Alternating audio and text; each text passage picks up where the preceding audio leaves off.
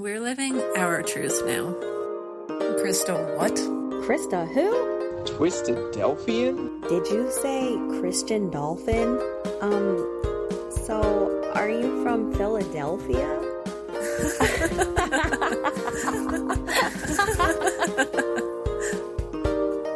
Welcome to the Life After Leaving podcast, an ex-Christadelphian podcast. Hello, heathens, and welcome to the podcast. I'm your host, Zinnia. Today's guest is Chloe. Thank you for joining us today, Chloe. Thank you. Thank you for having me on. And apologies to our listeners if I sound sick. If I do, that's because I am currently sick. So today I'd like to welcome Chloe on and talk about her story of becoming an ex-Christadelphian. So of course, we're going to go through our usual format, talking about what her experience was like as a Christadelphian, what the process of leaving looked like, and where she's at now in her life. So before we get started, could you first share what region of the world you were in as a Christadelphian? Yeah, of course. So I'm from Ontario, Southern Ontario. I grew up in Brantford, Hamilton region. So I went to Ewan Road before Ewan Road was before Book Road, there was Ewan Road. So I went to Okay, Ewan Road and then I went to Brantford for the majority of my life. awesome. And how long has it been since you left the Christadelphians? So I technically left starting in 2020. It was more of a slow Hmm. drip process for me, but I would say officially 2020 was when I was like, this is it. I no longer can call myself a Christadelphian. Okay, and I can't wait to hear the full story. So let's get started at the beginning. Were you born into the group? I surely was. I surely was. My grandparents were like the first of our family to be Okay. Christadelphian. So yeah, Hmm. I was definitely born into it. On both sides then? Yeah, both sides. Yep. Okay. And what was your childhood like being raised a Christadelphian? I am lucky that I had a very wholesome childhood. I loved my childhood experience. Majority of it was spent in CHC, the Ontario CHC school. So that's like obviously a massive part of my childhood. But for the most part, it was pretty standard, like Sunday school entertainments, Mm-hmm. kids camps, Bible schools. I'm lucky that I had a really good time for the most part as a kid, traveling around. I really enjoyed a lot of Bible schools. So I would say my childhood was pretty good, honestly, being Can, in Christadelphians. can I ask some of the places that you went? Like which Bible schools and camps do you really remember? Manitoulin, of course, kids camp was a big one. And then the other Okay. big one we did was Shippensburg. Oh, yeah, you came down our Yeah. way Yeah. into the Shippensburg was one States. of my faves. Yep. Nice. And for people that don't know, because I do know a few people who are completely unaffiliated with Christadelphians who listen to this podcast, Mhm. could you tell us what CHC is? Yeah, so CHC stands for Christadelphian Heritage College.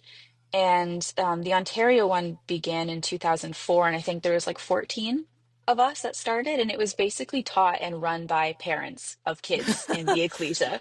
So it was very like I felt I was like very much like a guinea pig student. They were like, let's try to make this work. We have like 10-ish kids. And it just grew and grew from there. So it's very Bible based, I would say. Like there was a Bible class, there was morning devotion, prayers before meals, all that.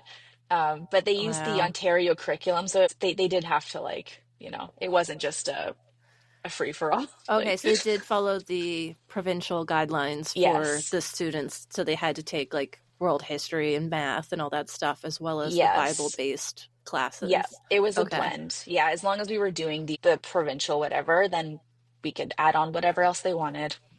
Okay. Interesting. Yeah. And I believe the Heritage School movement started in Australia.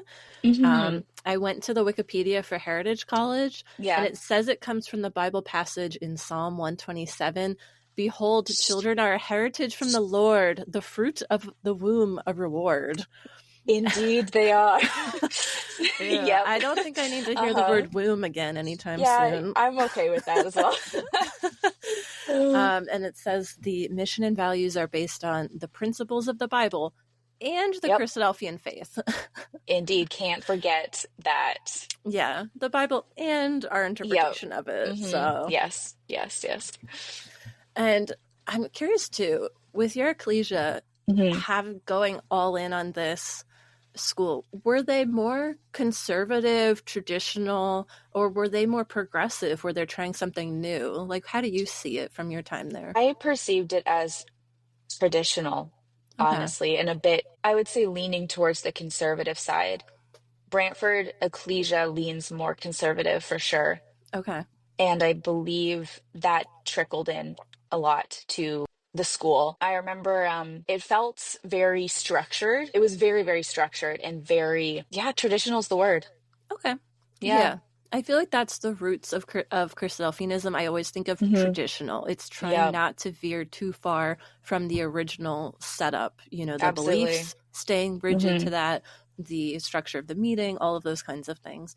But Yeah. I just imagine it was a lot of work for these parents to be like, Hmm. we're going to start a school. So to me, it kind of makes sense that more conservative parents would be willing to put in so much effort to prioritize their kids' education. And, Yes. maybe they're potentially scared of like, oh, these progressive ideas of the Yeah. world could influence our Hmm. children. We need to protect Yeah. them. It was very much that vibe of a lot of us were homeschooled before that anyways. Oh, So it was kind of really? a collection of, yeah, and I was actually homeschooled after I left CHC as well. So there was a lot of the like, let's do everything we can to section off our kids into this safe Mm-hmm. little bubble that we've created to Mm-hmm. protect them from the big bad world. And that Yeah. was very much what I was taught, what I embodied, what I believed as a kid, even like I am safe here. Like this is Yeah. our special school. This is our safe school away from the scary big bad schools out there. Yeah, there's definitely that us versus them right Yeah, there coming out of absolutely. everyone outside these walls is wicked and evil. Yep. In here, you can Hmm. trust us all to be good, godly people. Yes. Yes. And let's remind you, of course, every day in morning devotion and in Bible class that this is the case. Let's make sure that you remember why you're here and why it's so bad out there.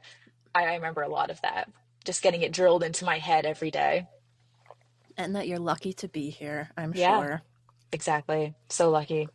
Yeah, I remember just recently reading a book, which I did post about on social media if you go Hmm. back a few weeks. And it was not about Christadelphians, but it was about another religion that very strongly emphasizes homeschooling. Mm, And yes. it's interesting to see the culture that surrounds that and how Yep. it can often be another tool of control where they censor what's coming in, they monitor what ideas you have, they Yep. control who you're associating with, Hmm. and it has a very strong impact on children's development, what ideas they're able to be Yeah, exposed to. It's absolutely. it is like growing up in a bubble, which at one point, like you said, it felt safe as a kid, which is nice. Yep. Like kids Yep. want to feel safe, but at the Hmm. same time, it it can be a problem when bubbles pop. Yeah, that's that's saying it lightly. That's what I meant to say as well. I remember that safety feeling, right, as a kid, Hmm. feeling like I was safe in the bubble. But obviously, upon reflection, I realized that it really just sets, at least me personally, it did this to me. It set me up to be a very codependent person, as in there has to be structure, right? Like we need special safe schools, we need Hmm. special friend, we need say everything needs to be safe and structured, and you need to know who you're like interacting with every day. So my own trust in myself to move forward in life without that structure was very weakened, I would say, Hmm. for sure, by the time I left. Well, especially when you consider that pretty much all the decisions were made for you. Hmm. Whereas, like, I remember I was always in public schools. I was never Mm, homeschooled or sent to a private school, okay. and especially not a religious one. Mm. And so I was reading recently just about how kids have to make their own decisions, and you are on the same level as everyone else there, even if you have different backgrounds. So you kind of have to learn to negotiate things and Yeah. figure things out. And there's a lot of like problem solving that goes along with these new environments and new Hmm. experiences. And I always had new students I was with every year, and Yep. it'd get bigger and bigger until I was in schools with hundreds of people in them. Wow. Whereas you mentioned that you had like 14 people At starting the out. beginning, it was 14. And I think by the I think by the time I left, there was only I would say maybe 50. Like maybe 50 of us. So So how again, that's such a small pool of people, right? tiny, Yeah. yeah. And so it's I imagine there was a lot of stability in that, which again can be good, but it's almost not ever challenging your growth, I think, in certain ways. And Yeah. like you said, with not being comfortable in a lot of different situations. Absolutely. Oh, I was also going to ask you, I assume that was broken down by like grade and age levels. So day to day, like how many other students were you learning alongside? Anywhere between 3 to 12, I would Okay. say. A lot of the younger grades at the beginning, I think, had like 2 to 3 students. And then as the years went on, it got a little bigger. And I think when I graduated in grade 8, I think there was 12 other kids alongside me. Okay. And where was the school? Was that actually a school, like a building, or was it like the ecclesia? It was in Brantford Ecclesia. Okay, so you just go to Yep, the ecclesia every single day of your life, every day. basically. Yes, indeed. Every Oh, day. Yep. wow. I can I, Hmm. I can feel like trauma in your pores. Yeah. Can you feel it pouring out of Yeah, me? it's just Yeah, yeah. emanating. I Uh-huh. imagine every time you Yeah. drive by, you're just like, ugh, there's just like Yeah. Hence why I now triggers. live in BC, as far away as possible. Moved across the entire country. Yep. Yep. It was necessary. It is interesting that these have just popped up around the world because I believe the Christadelphian heritage schools are now from just going online, not only in Australia and Canada, but also in the United States on the West Coast. Really? Yeah, I was seeing some Okay. at, it looked like Simi Hills Oh, area. yes. Yeah, of course. There's one in Simi. I'm not sure if there's any others. I don't know if there are any others. Hmm. A lot of Okay. the websites were also kind of not that up to Yeah. date, perhaps. Yeah. But I was just trying to read, and a lot of it was similar to what you had said of like starting the day with a hymn and a Yep. prayer and a devotion, and like Yep. random brothers cycle through to do Yes. that. Yep. I was trying to see if people are qualified to teach, and it looked like Mm, it was pretty much all volunteer, but some of them were teachers and like I think retired that's, teachers. yes, that's something that I would say has progressed since I was a student there. Because at the beginning, it was just moms. It was just moms teaching Exactly. kids. And now I believe, at least in the one in Book Road, there are some actual teachers, and they have volunteer teachers that come in as well. So that's a good development, I would say, I for think sure. that's potentially better for the kids, Yeah, I absolutely. agree. Because you're going to a private school, you're paying money for this. You'd want them to have qualified teachers and get a good Yeah, education as good as they get in exactly. contemporary schools around them. Hmm. Yeah, you would think so, at least. You'd hope. I hope for the kids, Yeah. obviously. Um, I on one of the websites it said that they taught like biblical Hebrew, biblical Greek, Oh, wow. Latin, world history through the lens of the Bible, Bible Oh, apologetics. There's a class oh, just called Bible. okay. I don't know Wow. what they teach there. Did they just read it? I don't know.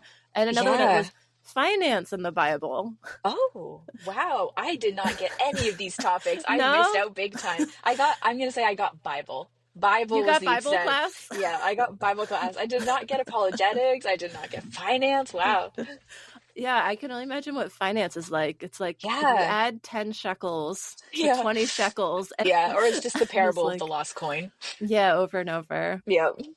I I can't even imagine. Neither. Another one also said, because again, I don't know much about this because I did not go to one, so I was just looking to get an idea. Another one said that if you apply to the school, they will contact your ecclesia to see if you're in good standing. No way. Which I would think you would like want them. Are, Aren't you supposed to be preaching the message? Like if they're not yeah. associated with an ecclesia, like better for you. You got a new one. Just suck them into the pipeline, Again, yeah, you'd think, right? But it's equally like stay away unless you're exactly like us. right? But subconscious, yeah, but at the same time, they're like, but we want more people. It's like Yeah. you gotta pick one, pick a side. It's very interesting. It's like if you don't arrive in perfect shape, fully Yeah, indoctrinated, we don't want you. But we yeah, also claim that we're preaching and being a light unto the world and all of this stuff of like we want right. to attract new members. So interesting stance there. Very, very interesting indeed. Was there anything else that made the heritage school different from a traditional school that you're aware of? Although it sounds like you wouldn't have a ton of experience with contrasting it. Yeah, true. Again, going back to the thing about having such a small group of kids for so long, year after year, there is, at least in my years at CHC, so much tension eventually between so many of the Ooh. students. There Oh, was, oh no, it can just yeah, pile up grievances over years. yes, Oh, absolutely. And it, no. it was one of those things where like you eventually kind of become all like siblings. that hate each Yeah. other, at Yeah. least in my experience. And it was I believe it. yeah, the girls got so catty with each other by the end, and there was Mm-hmm. so many fights. And I just remember my brother says this too. He shares his experience with me that when he started going to public school, he was shocked at how little fighting there was amongst Oh, the students. wow. And he was like, wow, like they're not fighting outside every day, they're not arguing, there's no bullying. He like we were all bracing ourselves to go back Mm-hmm. to like to go to high school for the first time, to go to public school. And Wow. I had that experience as well, where I was like, wow, there's a surprisingly little amount of conflict happening in this classroom right now. And it felt weird. I was like, this is not what I'm used to. Wow, that's awful. Yeah, it's like I think it's just because there's so little students and such close proximity for so long. There's just bound to be tension. It's like siblings. Mm, In my yeah. years, at least, that's what I experienced. Yeah, I mean, I know that in my school they always mixed up the students like year to year. You Hmm. might not see someone, for a year or two, even Okay. going through the same school system because they had so many different classrooms with the same age kids. They're always mixing us up. And now I'm like, maybe Wow. they had a plan with that. Yeah, for sure. At least there's an option of like, oh, these two are problematic. Let's switch this around. But you can't Hmm. do that in a school so small. Yeah, absolutely. And I assume this was mostly like verbal, emotional kind of level, not like people like getting ganged up and like beaten in a back alley of the ecclesia. I wouldn't say it went quite so far, but there was definitely physical fights. There was Oh hair no. pulling, there was throwing things at each Wow. other. And of course, we would get in trouble for it, in Yeah. quotes, made to like run laps. Or at the time, our principal, his favorite punishment was making us stand against the wall. So if we ever got in trouble or got into a fight, it was go stand at the wall, and we would go stand at the wall. Just stare at it or Yeah, just stand at the wall while everybody else plays outside okay. in shame. Yeah, shamefully wall Yeah. Okay, the standing. shame Hmm. wall. The wall of Yeah, yeah, shame. the wall of Okay. shame. Yeah, that's yeah, Aw. that was his MO. Uncomfortable. Great. All Yeah. right. Yeah. Yeah, I did you have any positive experiences at the school? Like was there anything you felt that they really did right or that you just remember positively that you want to throw out there? Yeah, I still love everybody that I went to school with. Like they feel like my siblings still, Mm-hmm. even though like a lot of them I haven't seen in so long. It really does feel like I formed such close relationships with those kids and those people, and they feel like siblings to me still. So that's still something huge that I really appreciate, right? Because I feel like you wouldn't get an opportunity to make such deep connections with people at that age if you're in such a big school, or, forced to be diverse in who you're making friends with. But there was some pros to, at least for me, because I'm a major introvert and I'm not very socially inclined. So for me, it was like, oh, yay, I know I'm going to be seeing these four people today. And Yeah. that was a big, like safety blanket for me. So that, Yeah. that kind of carried me through my childhood a little bit. And I appreciate that. And it wasn't like we had so many fun field trips and there was a lot of good experiences too. Again, I didn't suffer any trauma because of the school, right? It's mostly just later on I realized how maybe it negatively impacted my thinking a little bit, but at Okay. the time, like, no, it was quite a positive experience, honestly. Besides Good. everything previously said. Well, that's good. I Yeah. like to see both sides of what's going on, Yeah, have a yeah. fuller picture, the good, the Yeah, it bad, the wasn't all ugly. negative for sure. Good. Were they Bible-based field trips too? No, actually. Oh, good. It always depended on who was teaching each Okay. grade in the year, but it would be a pretty diverse range of field trips. We would go to like in the winter time we'd go to like a forest and do like maple syrup tapping and Oh, stuff that's like so that. cute. So Yeah, yeah. Canadian. Yeah, very Canadian. And then in grade 7, we had a teacher who was very outgoing with her field trip planning, and she took us all to Quebec for skiing. Oh, So like that's that was pretty cute. epic. Yeah, so that Yeah. was fun. And yeah, we did a lot of fun like not a nature-based field trips Okay. for I sure. like that. Yeah, it's Yeah, God's creation after all, Chloe. exactly. That's where you learn the most. Oh, I love that. That just reminded me of what our ecclesia every once in a while would do a random field trip. Oh, okay. One time they were doing an exhibit on the Dead Sea Scrolls in Philadelphia, Uh, and so we of like all course. had to go out and see it. So that's what I was Yeah. picturing in my head as a field trip. I was like, I Mm, remember gotta go walk around and look at that and realize that the Bible is all true and God yeah. preserved it in And this it's right here in cave. front of you for you to see. Yeah. Yeah. Yeah, he did this for Hmm. me. Um Yes. So that's what I was picturing in my head. I was like, Okay. did you go to like one of those replicas of Noah's Ark that people make in the middle of No, nowhere? we didn't, but I do remember like the Dead Sea Scrolls would come to Brantford once in a while, and then that would be a Yeah. big thing, and we'd all have to go help volunteer, putting up chairs and setting up the whole Oh, thing and really? whatnot. Okay. Yeah, I'm sure it came to Brantford several times Hmm. because I remember setting that up and going to like volunteer at it for a while. And did you guys have uniforms when you were there? Because when I looked online, it looked like they had uniforms. Yes, we did. We did have uniforms. Very limited, and like at the beginning, of course, they couldn't really afford like very nice stuff, so it was Yeah. very limited choice for uniforms. Okay.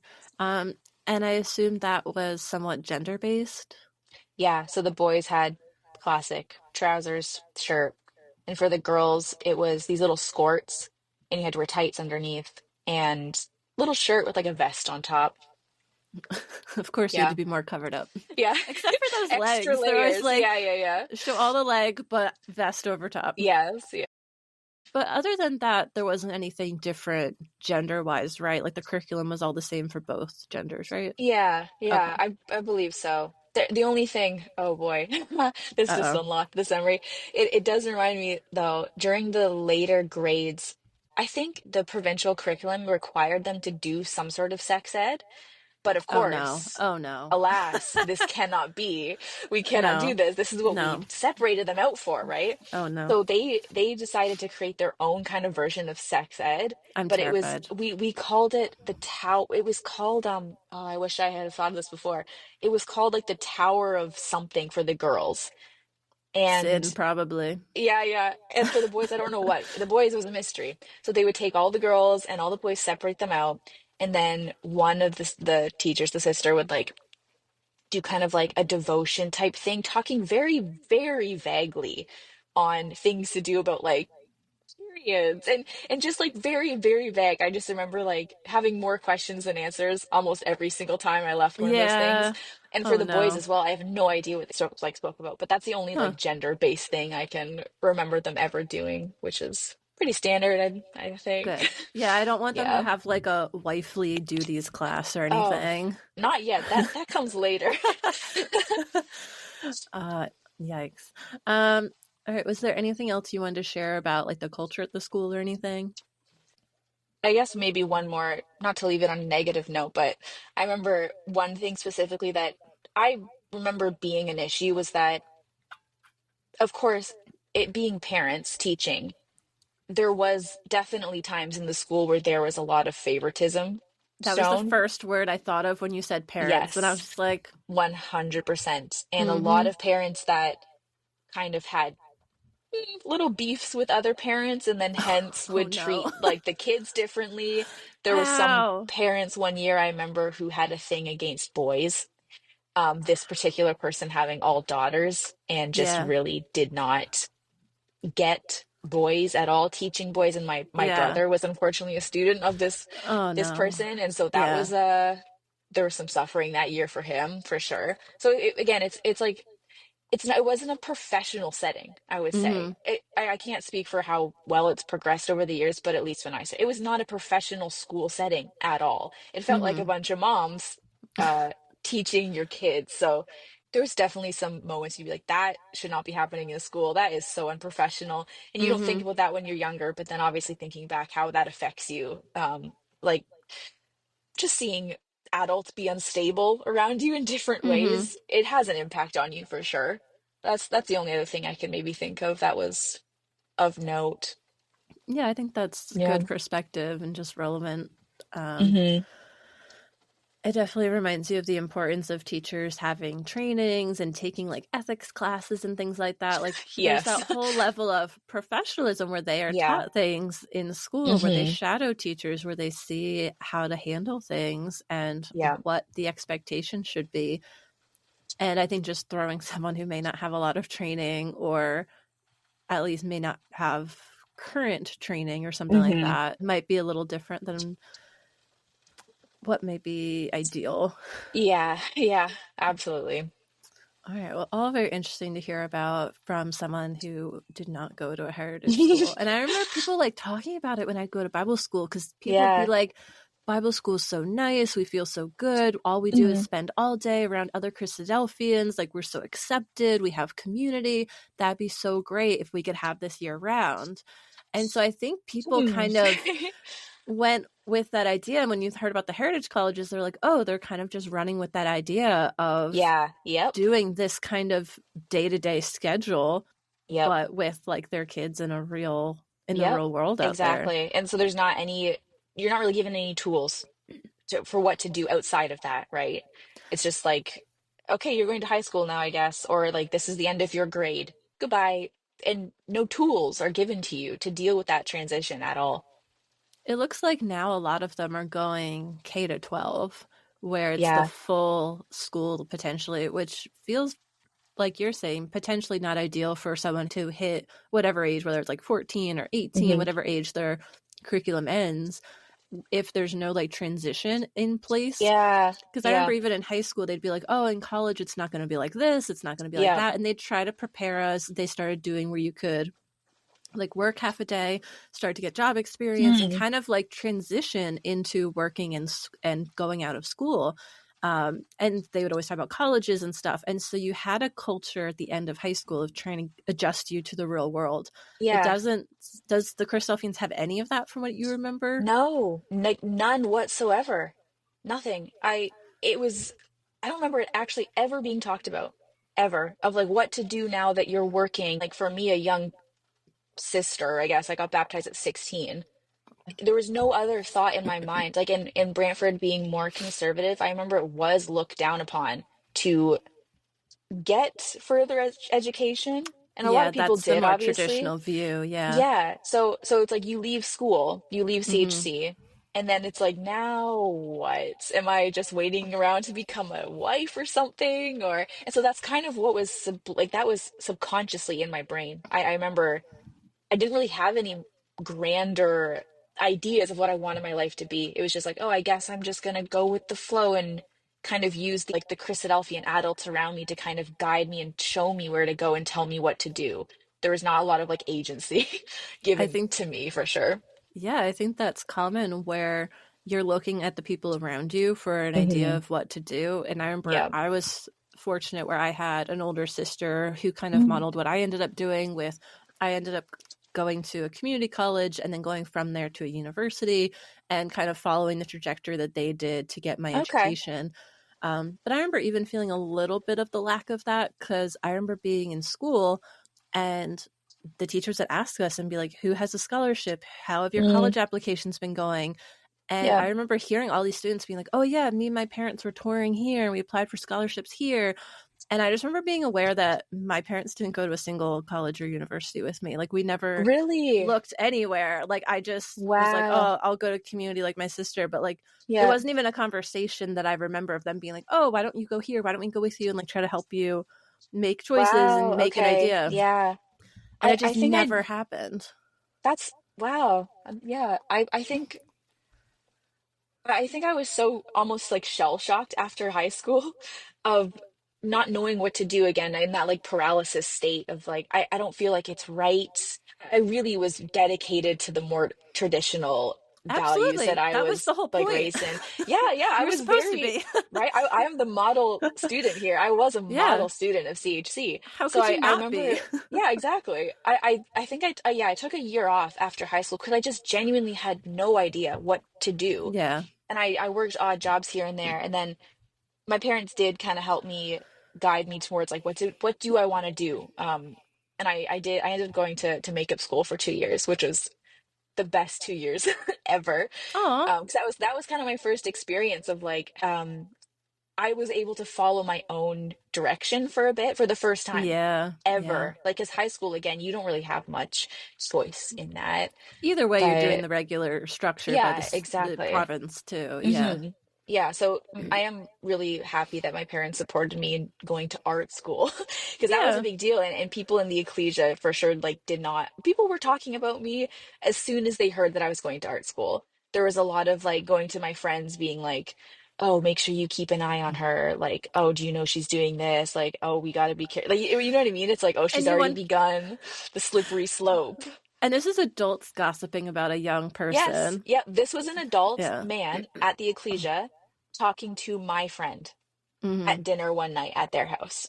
Yeah, I don't And I like remember that. hearing that at 16 and feeling like this deep betrayal, like this like kind of betrayal feeling of Hmm. like you're supposed to be like an adult in the ecclesia that I can look up to, you know? And those little instances over time is kind of what made everything crumble eventually, foreshadowing into the future. But yeah. That's okay. But yeah, I think drama is probably a word that often comes to mind for people Yep. growing up in the Christadelphians, Mm-hmm. with that kind of thing of like talking about people, judging people Yeah. is a strong element that I think a lot of people can relate to Yeah. experiencing. And you knew that everybody, you if you hear it all the time, you know they do it about you as well. Yeah, So I it's always about knew that. I'm everyone. like, it's about everyone. Yeah. Because it doesn't matter how good you are and how much you're Mm-mm. meeting the Nope. expectations, you could still always do better. There's always Oh something yeah. someone can Yep. speculate about. Yes. Yeah. You could be the model Christadelphian, and there will always be something Yeah. that some standard you're not reaching, something you're doing wrong. Yeah. Hmm. 100%. And it is interesting to hear that you felt a little bit similarly, because I definitely relate to that. Even just growing up in a more standard Christadelphian setting without the extra level of isolation that you experienced, Hmm. I still remember finishing school and not knowing who I was, not Yeah. knowing what I wanted to do. And some of it's just school in general. You're supposed to Hmm. like all learn the same exact thing, take the same exact exams, pass it a certain way. And then at 18, they're like, okay, now figure out who you are and have fun doing Yeah. that for the rest of your life. Make the Yeah. choice now. And I'm like, what? We've always been taught to be the same. Now you Yeah. want us all to know who we are and be different. And I Right. think for a lot of kids, they learn that outside of school and with their parents, you know, whether Hmm. it's traveling or reading, being exposed to ideas, learning new skills, being in sports, all this Yeah. stuff, I think, develop in other ways where they learn what they're good at. They learn, you know, what kind of things interest them and environments they Hmm. want to be in. And I think a lot of parents might help cultivate that sense of self a little bit more Yeah. and potentially encourage kids to be themselves more. Because Hmm. even some like Instagrams that I've seen that share information from like religious trauma therapists, Yeah. some of them had said that part of deconverting is kind of figuring out who you are. Exactly. That is the most painful part of it to me. Yeah. And I don't think a lot of us realize that until that point in life, that throughout our childhoods, we've kind of had to suppress who we are to fit in. Yep. It's all about Yep. conformity. It's all about meeting Right. those standards. So Hmm. it's so difficult when you're like, wait, who am I? Now that's my problem. Yeah. My analogy for it is it's like as soon as you're born into Christadelphia, you're placed on a conveyor belt and you don't have much choice of what to do. You just have to follow down the conveyor belt your whole life. And there's always for like momentum, right? Like there's steps that you know as a Christadelphian you must take and Yep. you probably will take. And this is what everyone does. And it's A, B, there's like a very clear blueprint for your life. But then you jump off the conveyor belt and suddenly there's no real forward momentum except for what you create and no real direction. And it's kind of like floating in the void for a long time. And it's unbelievably difficult to figure out if Mm-hmm. all you've ever known is like every step being laid out for you, everything already being like your future already kind of is secure in a way you think. And all And the suddenly it's answers are not. there. You know, Yeah. everyone's Yep. heterosexual. You know, Yes. Wow. everyone wants to get married and have Yep. kids. It's great. Everyone's Right. exactly the Yeah. same because you all have the same Yeah. expectations. Right. And if you deviate from that, it's like, well, we can't help you. Like, too bad. You either stay on and do what you're supposed to do, or it's like, And well, at least then pretend. at least try, make the effort to Yeah. pretend and to mask that. Yeah, if you're But homosexual, yeah, just don't get married, but stay on the conveyor right. belt. You know, still get Exactly. baptized, still do this or Yep. that. You got it. That's your punishment, right? That's Yeah. that's your that's your sin to bear. That's your struggle Mm-hmm. to bear. Yeah. Yep. Yeah, I definitely relate to all of it because it feels that way. And I think even looking back, I realized if I had stayed, there was a high chance that I would have made decisions that I would have regretted, or Mm-hmm. not quite regretted, but that don't fit the truest self that I am. And once leaving, I was able to admit to myself my feelings on certain topics and Yeah. live my life accordingly so that I am living a happier life, a lifestyle that's more suited to me. Yep. And I realized just how close I was to making the decision that they would have wanted instead. Um, Right. it's crazy. The conveyor It's belt is real, crazy. where these are the things you're going to do unless you get off. and then Yeah. you make your own path. Yeah. And that's why for me, it was impossible to kind of keep one foot in both worlds. People who do that, I would want to know what's going on inside your head because that's insane. I I don't think imagine it's it's hard. Yeah. the dissonance, like the cognitive dissonance there of how people stay when everything in them is telling them that they belong off the conveyor, out of the box. Like, I don't know how people do it, but yeah, it's like you can only make decisions within the closed system, right? So like there's not any sort of, is this decision best for me? It's best for my situation. It's best for like what's good for me inside this little system. So again, it's not really living your true best potential in my opinion, because you have only so much room for movement and different directions to go in. And I think growing up in a closed system, often you don't realize that certain options are even options. Like you don't, I Right. think, No, realize no idea. every possibility for a situation. No.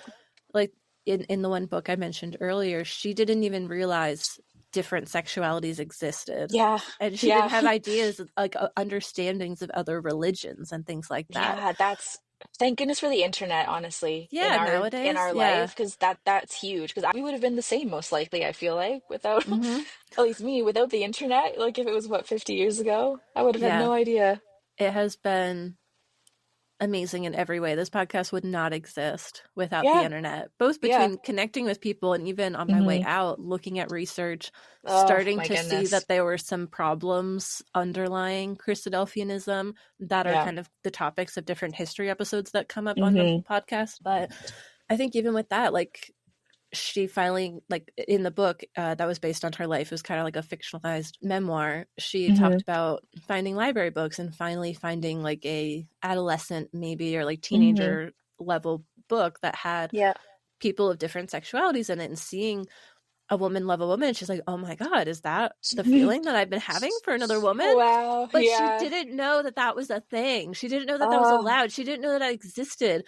And so yeah. it just gave her words and concept for something that was Yep. already there because she recognized it when she Yes. saw it, but she didn't have the way to express it herself and to Hmm. see it without someone else just Yeah. That's teaching so her, real. It's kind like of. you don't have the vocabulary for it at all Yeah. to describe any of that because I so much similar experience there like growing up. I questioned so many things from a young age, but that's not even like a conversation anybody around me was ever having, the thoughts that Hmm. I was having. So I wouldn't have ever even known how to verbalize that or how to express like my Or doubts about things, you know? or how to argue it. If they come back with Right. something and you're just like, it doesn't feel right, but I don't have the words, I don't have the Yeah. Yep. information to actually Hmm. articulate that in a way that would be able to rebut it. Yeah, totally. And then you get into an argument with somebody, and it's like, well, you know, you're going to be shut down in like either 2 seconds, or you're going to just be swamped with like tons of verses, and you already know what they're going to say to an Yeah. extent, right? So, yeah. I think because you already know that your idea doesn't align with the correct views. And so by challenging that, they're just going to double down on forcing you to accept the correct, Hmm. quote unquote Yep. views. Yep. So I think that's absolutely correct. It's not a culture that's very open to conversation when everything has to fit the dogma and there's no deviating from it. Like, Yeah. No, not very closed. That's the only word I can describe. Closed-minded, closed system. It has to be, you're playing on their game board in a way, oh you yeah, know? they Like, always have the power. yes, they have the power no matter what. So unless you step off of it, step out of it completely, you don't really have leverage in my experience. No, because they've got like their whole team of brothers running Hmm. the meeting. So Yeah. already for us both being women, in our experience, most of our time there being minors, and especially if you're unbaptized, you're way at the bottom of the totem pole with Yeah. power Yeah. and influence in the meeting. Hmm. Yeah. Very little chance to have your true voice heard at all, maybe ever. Absolutely, because you don't even have like a real vote. And like some women said, they have Mm-mm. literally no vote even in their meetings for some of them. So Wow. I mean, I know I could Wow. vote at the Wow. Wow. business meeting, but Yeah. some people couldn't even do that. And so talk about not having your voice heard. That's, your That's it. That's only insane. Yeah. time for most women they can express themselves. Unless, again, now if they're at some of the more progressive meetings that Yeah. do allow women speaking and having leadership roles, but that's not the most common model still Yeah. in Yeah. It's very Christadelphia. rare still, I feel like. I've never seen it in the US yet. Yeah, I've never been to one myself, but I know of a lot Yeah. in the UK. And I hear what people say Yeah. about them, and they're still very frowned upon, and they're still being pushed to the fringes a lot. And like some don't even consider them ecclesias. Yeah. Unfortunately. And again, just it's so sad to hear it because immediately I just think of the sexism where they're just like, oh, you have women at your meetings, so we're going to Yep. treat you as less than. It's like, great. Yeah. Thanks for saying that about Awesome. women. Love that. I love that we add so Love much that. value to your lives. Yeah, thanks for that. I mean, but look what happens when you don't allow women to speak. We might just start a Right. podcast and look at You know all of the what? teachings again, Look and at then you us. get to Yeah. hear us. You get to hear Yeah. us. You know what? This is what you missed out on. Yeah, you know what? This could have been avoided. This could have all been avoided. Honestly, if they had let me Mhm. at the podium, maybe this wouldn't have happened. So I'm just Yeah, going to if leave that yes. there. Can you imagine if women just in general were allowed at the podium? I feel like the enrichment, just be Yeah, like the mental stimulation. yes, would be It's- on a next level.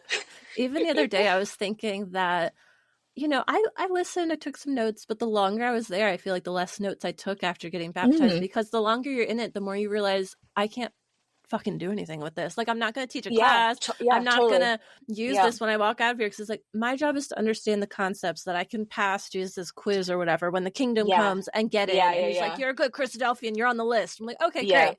But like, otherwise, it's not like I'm teaching anybody. I'm not like No, right. writing books. Like, I'm not doing shit. What No, do I need this for? yeah, this is embarrassing, but for me, I personally use my extensive note taking as a tool to draw in the godly men. I was like, surely It if was a these ploy. Yeah, I was you totally no, because I remember one year at kids camp, some guy liked me. There's always crushes at camp every summer, and some More guy was drama. like, More drama. more drama. But I remember him sitting beside me during like the evening program or something and saying Okay. something like, I'm so impressed by all the notes in your Bible. Like I'm just so impressed by how your margins are completely full of notes. And I was like, oh, wow. I was like, well, yes, that is Okay, me. Esther, I'm look at studious. this Yeah, godly woman. exactly. I'm like, this is another thing that I can do to show to really make a good impression on those On around me. That I am suitors, yeah. studious. I am Yeah. studious. I am learned. I am searching out my own Yeah. salvation. I'm Yeah. really deep in there. I'm deep in the Sexy. word. Oh, yeah, yeah. yeah. Right. And I was like, this is my thing. I can do this. I can be the studious one. So that's what I did. To draw in the men. It was catnip to them. Yeah, totally. They saw those scribbles in the margins and they're like, wow, that is someone I need to wife up right now. What's funny is I remember that in one of the books I read, I think it was Robert Roberts talking about it, but he like did that to impress people who weren't Christadelphians. He'd be like, look at my really? Bible. Do you like all these notes in the margin? And they'd be like, oh my God, you've studied the Bible so much, Robert Roberts. And he would just like my goodness. show other like men this, like priests and stuff, be like, look at my Bible. That is, that's really showing the spirit of the law. That's really genuine and That's what hilarious. the Lord is looking for. Yeah, he's looking for those marked up Bibles. They come with you. The angel that gets you, they're going to be like, hey, grab your Bible. You're going to need that. Let me see those margins right now. Are they color-coded? Did you use ink or pencil? Yes. So many questions, Yeah, exactly. The cross references all over the place. Flipping everywhere. Do you remember trying to follow a brother my at the goodness, podium? yeah. And every 2 seconds, they're like, and then from Nehemiah. And you're like, okay. Yeah. And then like, now we're in Ezra. I'm like, damn it. Yeah. flip. And you just hear that flapping in the stands. See, what I would do as a cheat was I would, in my smallest pen, I would write what they told me to flip to right next to the verse. So then, I'm going to do that later. I'll flip to that later. But right now I'm going to write a note saying that this is what they want me to flip to. And it just added to the volume of notes in my margins. So yeah. Did you ever use those notes for anything? no. Yeah, No. that's what I thought. Nothing. I honestly think maybe like there was a period later on in my early 20s where I was getting a little self-conscious about how little like self-study I was doing, and I was like, I need to be studying more. I think I'm lacking in like the study department. Like I need to start searching it out stuff for myself, and I was getting worried about that. That's the thing. Yeah, so I think maybe that's the only time I was like, I'm really gonna go and I don't know, reread all these notes and flip to all these passages. But again, to what end? nothing, because Yeah. it didn't help me. It still didn't help me answer the questions that I had or the doubts that I had. It was just so Yeah. arbitrary. I found it very confusing to flip from random passage to random passage. It was just so random, moving Hmm. around through the Bible and trying to be like, what was he trying to say? Like, why did he Yeah, connect these two random passages that are hundreds of pages apart? right. And looking back, I it's staggering how little actually made sense to me growing up, and even into my, well, up until I left. How Mm-hmm. little any, like, I've, at this point, I've probably listened to thousands of hours of Christadelphian content. Thousands. Like, I Mm-hmm. attended everything, like every single meeting, every single Bible class, lecture, week-long Bible schools, Yep. weekends, sisters things, like hours and hours and hours, not to mention CHC, having Bible class Yeah. as early as Yeah. like age, what, 6, 7. Yeah. So the amount that I've listened to, the amount of notes I've taken, the amount of study, and it's still like a lot of it made zero sense to me, like whatsoever. That's another thing that contributed to me leaving, was like, I can't gaslight myself anymore into thinking that Yeah. this all makes sense. It Mm-hmm. doesn't make any sense to me. I can't, no matter how many notes you reread, it still doesn't make sense. Yeah, and I felt like every time I had a weird question, I was like, this feels like they're adding to this. Like it feels Hmm. like even I Yeah, tried to teach yeah, Sunday school once and I was trying to like I just went to the verses and was reading them and I was trying to like teach it and I was like, I have so many questions about this. yes, Like even reviewing it myself, I don't feel 100% certain in what I am teaching. And I knew I didn't like teaching it yeah. already, but I tried it like half and Mm, half with someone else and I still okay, hated it. And I think that was part of yeah. it.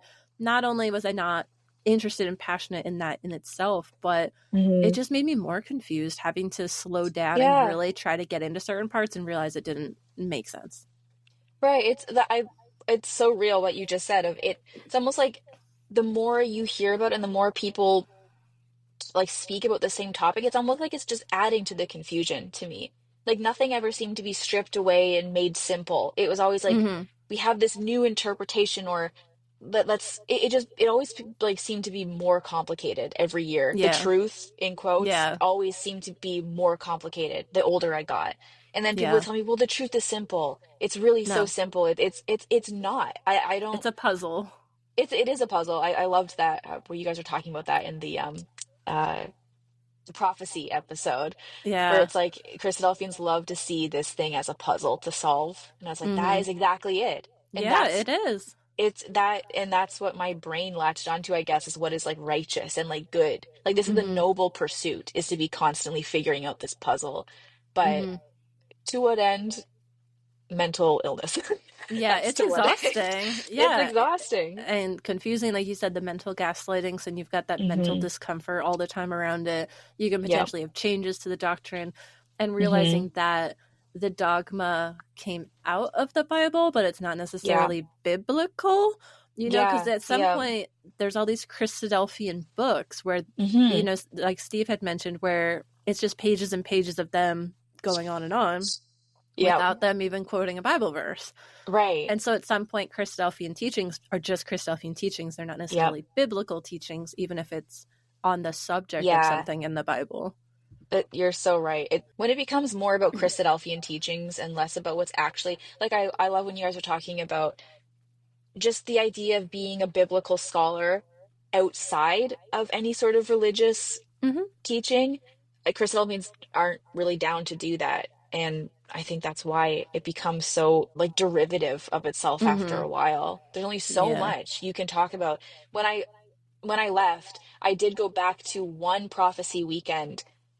Oh, Um, prophecy weekend. yeah, because I'm like, let me test the waters. Like, let's see how Oh, far I've man. progressed, to see if I can handle, if I'm not going to rage out of here in like I'm two actually minutes. really curious, yeah, how that went. Yeah, so I went to a big, big, prominent prophecy day in the UK, and I was shocked at how little, like, I felt like I could have stood on the platform and said what they were saying. Like, it was so derivative, it was so the Yeah. same thing, but just using the headlines that were happening then. Yeah. You It was just just update repackaged them. stuff. Yeah, totally just updated, repackaged, and infuriating. It was so infuriating to hear how forced it sounded. Like, especially not having heard it for so long. And then it's almost like coming off of drugs. Like Yeah. you're out of that high of like spiritual, like, oh my goodness, it makes so much sense and wow, you're so right. But then you stop hearing that for a while, then you go back and it's like, whoa, let's take a step back. Do you know how this sounds?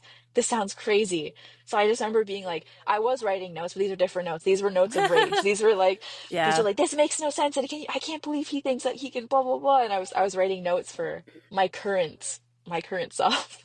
Yeah. After that prophecy, I was like, because for a while, I don't know how you felt, but for me, there was a very long period of time where I still had that lingering fear of like, well, what if I'm wrong? What if What if I'm they're wrong? right? Yeah. What if they're right? What And if Jesus comes tomorrow? yeah, and it was like a subject of rumination, like really Yeah. bad rumination for a long time of always feeling unsafe of like, what if I'm wrong? What if I'm wrong? So I think going back to that prophecy, I was like, you know what? Let me see if what I've accomplished, the growth, the personal growth that I've made in the past few years Mm-hmm. is gonna like hold true, if it's all gonna crumble. And you know what? They're right. And I can't believe Mm-hmm. that I've stepped so far out of line. But it was so validating because I was like, I am right. I'm like, wow, this is crazy. It was such a validating experience, Yeah. actually.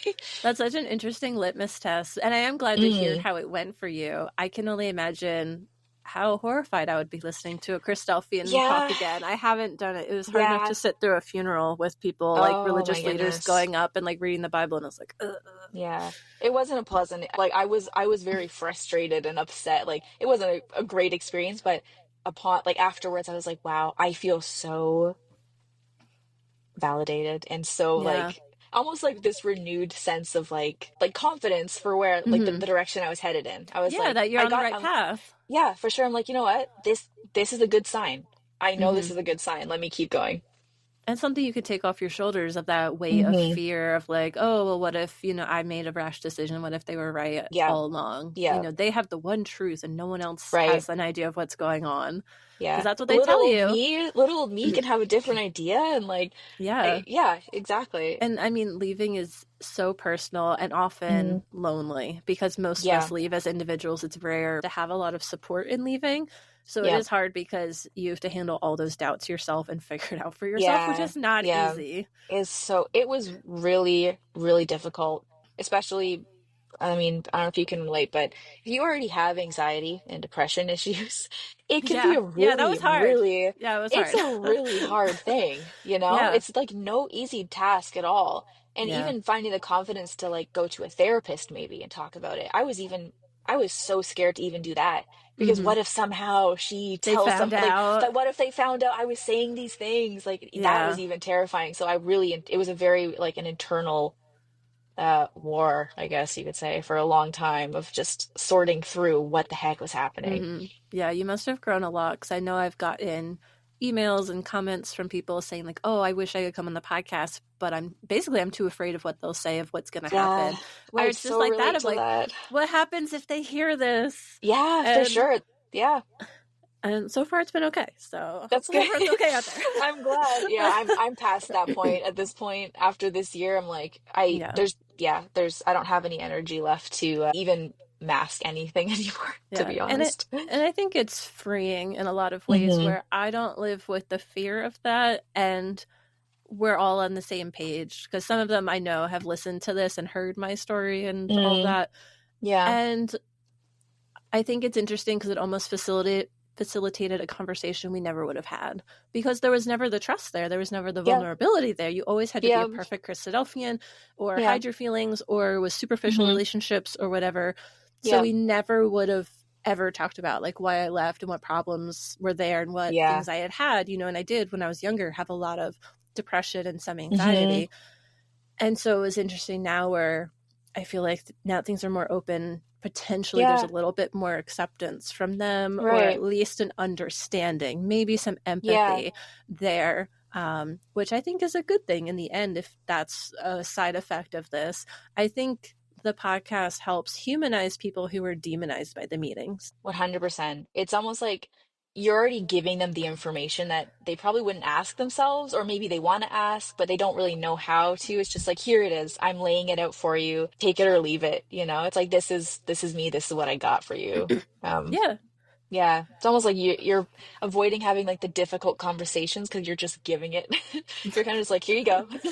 Well, they always want to know because they'll like like for me, I got follow-ups when I left, and they're like, here's an Oh, did email, and you? here's a letter, and here's that, and like we want to know why you're leaving, and we want to answer your questions so we can get you back. Mm. But it wasn't like, oh, I didn't understand Isaiah verse 42. Like it Yeah. wasn't like Yeah. some little thing they could fix. It's like, oh, there's major systemic problems and abuse and Hmm. bullying and isolation and very occulty things going on, and a lot of stuff that's not right for me, potentially could be improved for many other people, you know, in the Yeah. future. There's a Hmm. lot of things, and I feel like I was aware that they wouldn't have really listened. They would have Yeah. just said what they needed to say to try to keep Hmm. me there, but I Yeah. don't think they really would have listened. I don't think anything would have changed. You know, No, I don't think they would have changed anything systemically.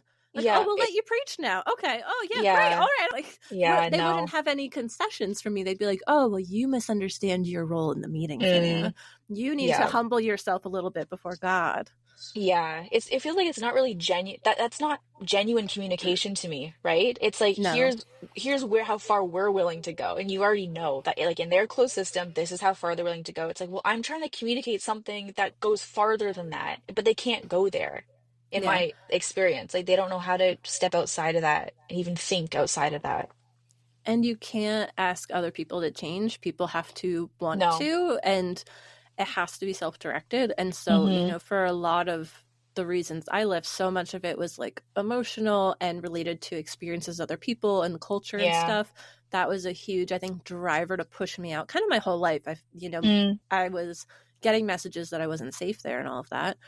And so they couldn't have fixed that. You know, they couldn't have Yeah. just been like, oh, here's the best friend you always needed. Here's, you know, Yeah. that person you could have used your whole life. Yeah. That way you have like someone close, like you said, with your Mhm. students in the school. That just wasn't an Yeah. option. Like they couldn't have even done Yeah. that. No, not at all. So for you, did you struggle a lot with the like the doctrinal side of things, or were you always kind of clear on where you stood about like Oh the no. truth Oh of them? no. Okay. I Okay. remember at a CYC there was a brother trying to teach creationism, and I was like a science like major kind of thing. Okay. Like my science teacher was pushing me to be a biology major in college and stuff, and like, you need to do this, you're so good at science. Mhm. And I just remember being like, I have problems with this, can you answer my Yeah. questions, and being shut down, you know, as a young woman. Okay. And so I remember there being a number of different things. Evolution was a huge one that bothered me, and the creationism stuff, and I Yeah. just wanted to understand it. And it just bothered me so much because I was Yeah. learning so much with sciences. Okay. So I definitely had some issues with the doctrine. Things would randomly stick out to me, but it wasn't my number one.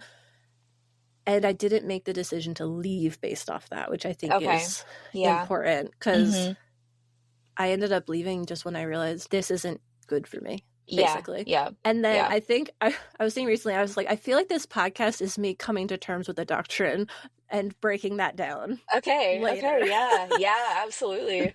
That's cool. and things like that, because now we're going more deeper onto topics and looking at Yeah. things differently. It's so cool. I love that for you. Yeah, and I like hearing, you know, all these other perspectives on it, because now I feel like I can talk to experts and people who know more about Yeah. a topic from another perspective to break down the Christadelphian perspective on like why a doctrine might be wrong or why this is weird and not right. Yeah.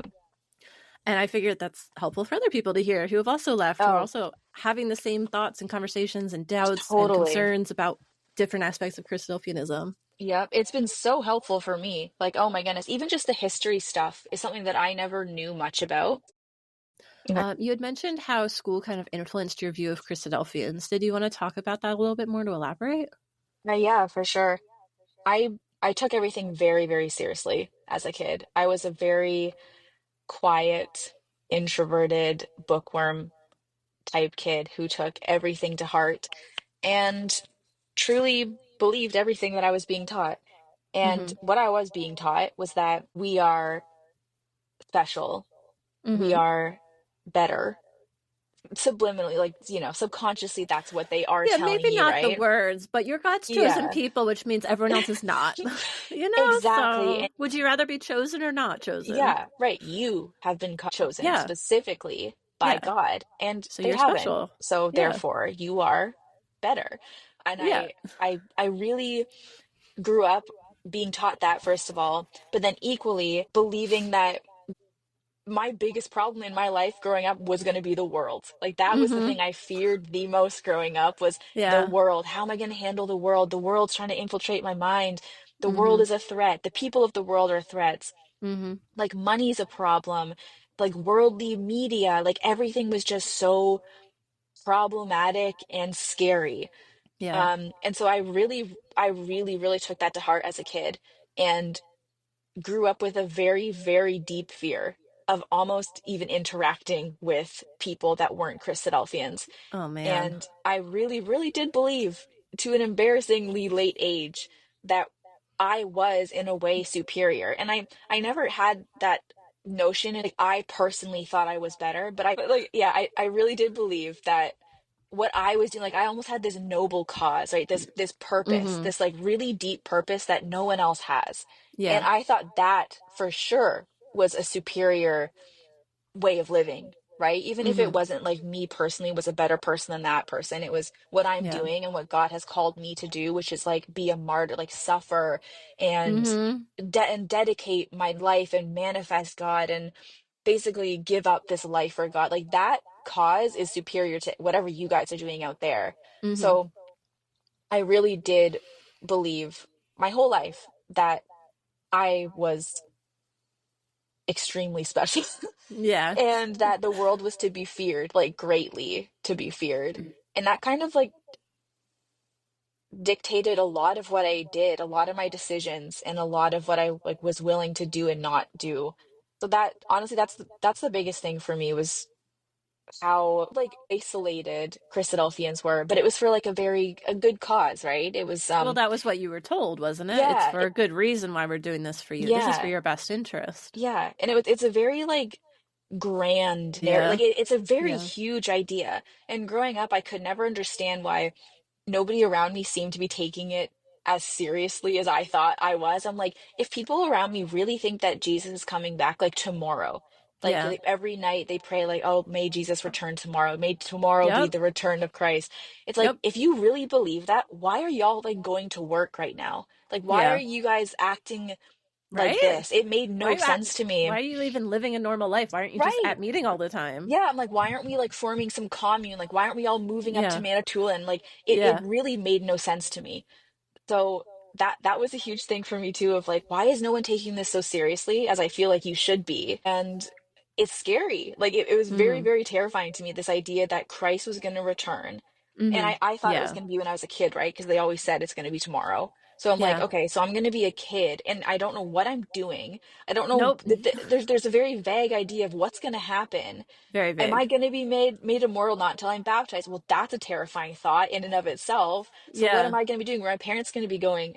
There was just it was so big to me and overwhelming. Like the whole idea of it was so overwhelming. It was very, very hard for me to conceptualize as a kid. And I think that's what majorly I had panic attacks as a kid, major Mm-hmm. anxiety and depression, Yeah. mostly to do around the fear of Jesus coming back. That was my biggest fear of life.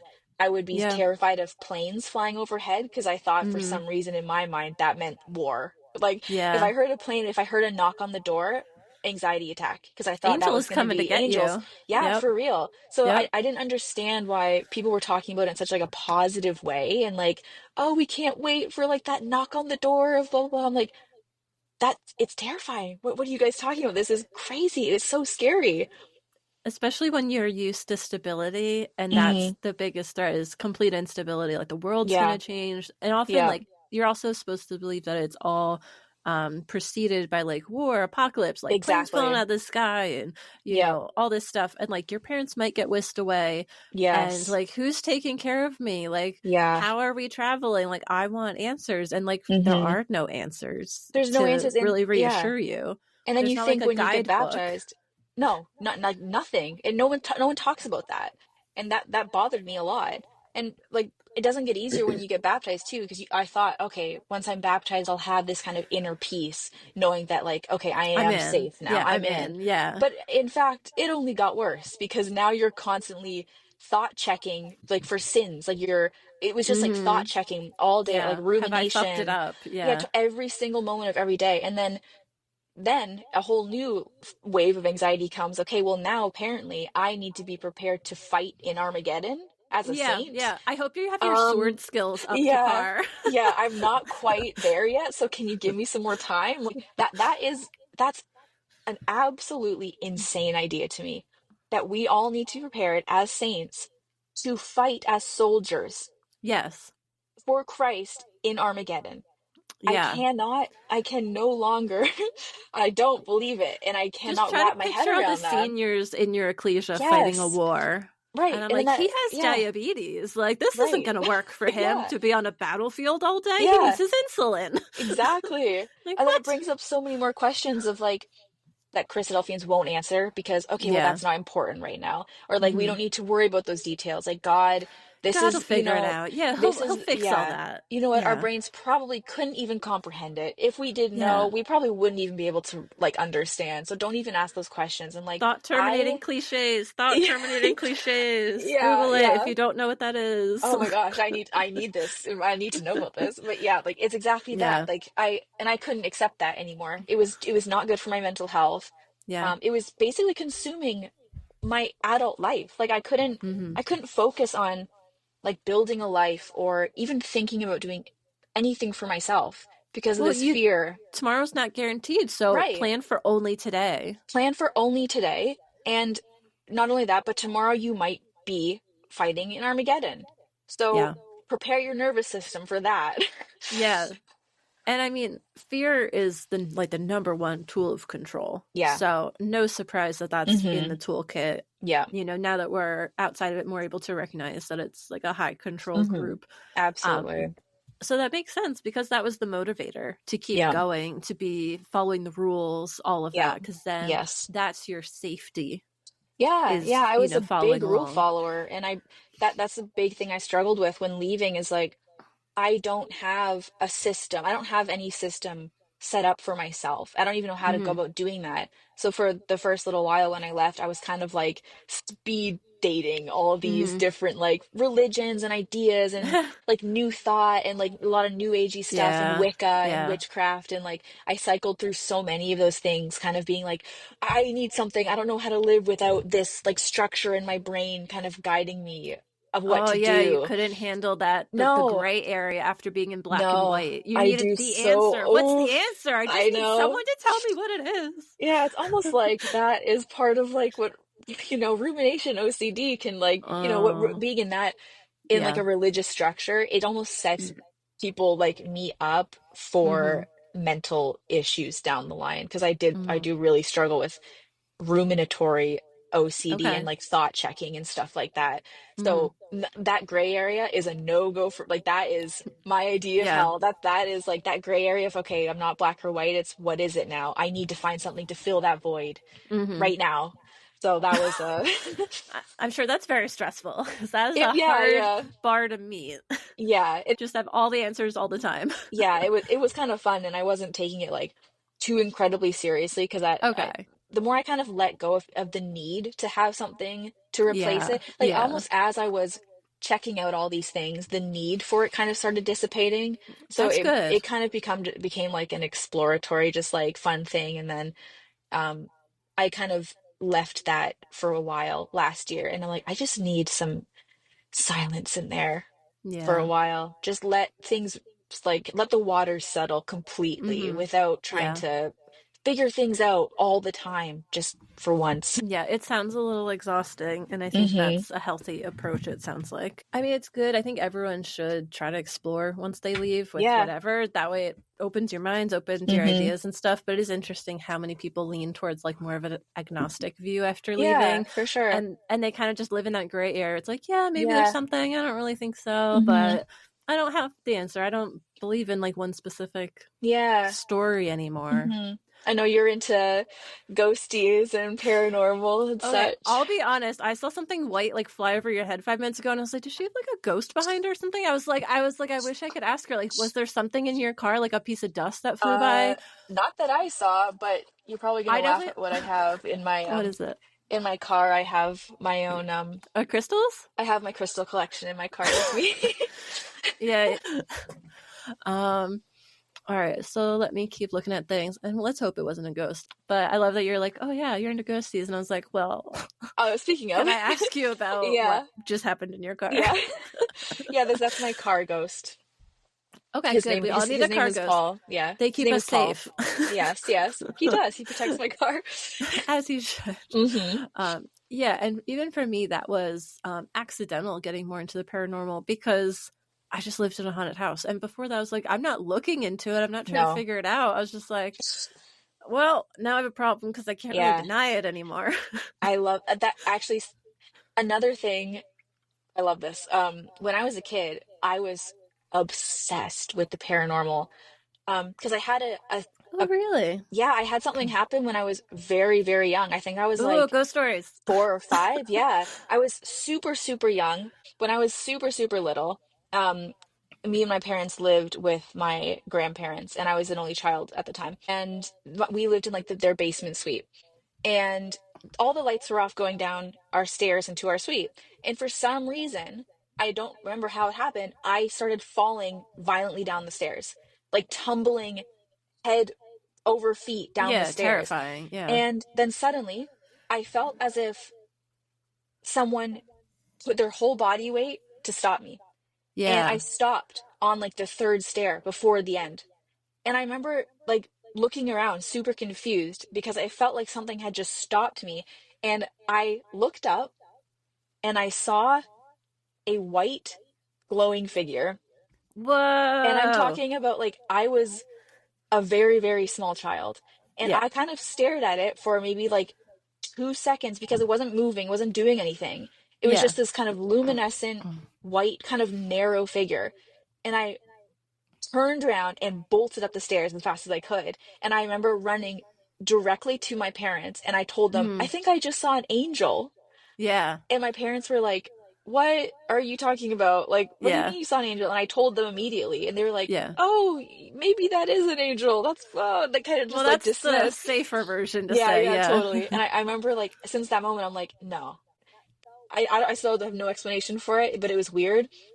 And that kind of energy of I experience things that Christadelphians have no explanation for, or like I've experienced it. Like you can't tell me that. That's the thing is I Yeah, don't care if yeah, you don't believe me, yeah, but I exactly. know it. I know I believe Yes, it because I experienced it yeah. firsthand. And then my our childhood home that I lived in before Brantford was haunted as well.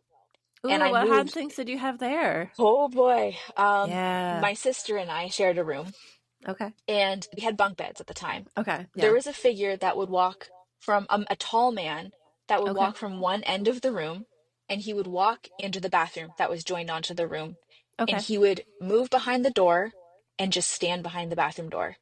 Ew. And my sister and I Creepy. sometimes we wouldn't see him walk, but sometimes we'd get up during the night and we could, through that little crack in the door, Yeah, we you'd could see see him. him standing there. Oh, And that my creeps me out. sister, yeah, Ew. my sister, we still like she doesn't really believe in the paranormal either, but she knows like what I'm talking about. We both The experienced man it, in the right? bathroom. The man Yeah. in the bathroom, we were terrified Yeah. of that bathroom. Yeah. And so that was one thing. And What a then weird place to haunt. it Like was really a bizarre. bathroom onto like Yeah. a children's bedroom. Yeah, it was almost Weird. like it felt like he just enjoyed that he was scaring us. It felt like he was kind of waiting there to like jump out at us or something. But he And then never really did, it sounds like, no, though. he He never really just did anything. hmm. And so we moved out of there. And then when I went to college, I moved back into that house with my grandparents. And that's when it really ramped up. That I started Hmm. having really bizarre experiences at night where um, my bed was against the wall and it would start knocking. There would be these knocks, and they would get Mm-hmm. louder and louder Mm-hmm. and louder and faster and faster and faster Oh every yeah. single night at 3:28. And I Oh would have to wow. rock my bed Okay. back and forth violently, almost to like be like, shut up. Like I would hit the wall Yeah. and bang my headboard against the back of the wall, and then it would stop. Yeah. And then maybe it Mm. would start up again later, maybe it wouldn't. And I started having sleep paralysis. I started seeing my dog, who wouldn't live in that house, but it would Mm-hmm. be like a dog scratching, trying to get up on my bed at night. I Mm-hmm. could hear that as well. Just bizarre. I did a Ouija board in there at one point as well. Because I'm like, something Uh-oh. has to be here. But Yeah. my Nana, who lives in the house as well, said that she could hear it too. So it The wasn't just banging me. Yeah, or the the banging at scratching? night. Yeah. Yeah. So I was like, well, Yeah. it's real. It's not Yeah, just me. it's interesting because they say there's different types of haunting. They say that there's like a more residual one that's on a loop Mm, usually, yeah. and that there's like an intelligent one that is able to engage with you and never is on like the same script. So it's interesting that it sounds like you've described one of each of those, where one is Yeah. like the same time every night. The other one is like, oh, sometimes he was walking around, sometimes he was here, sometimes he was there, Yeah. seems to have agency over what's happening here, where he's interacting with us and we can feel his emotions, he knows we're Yeah. here kind of thing.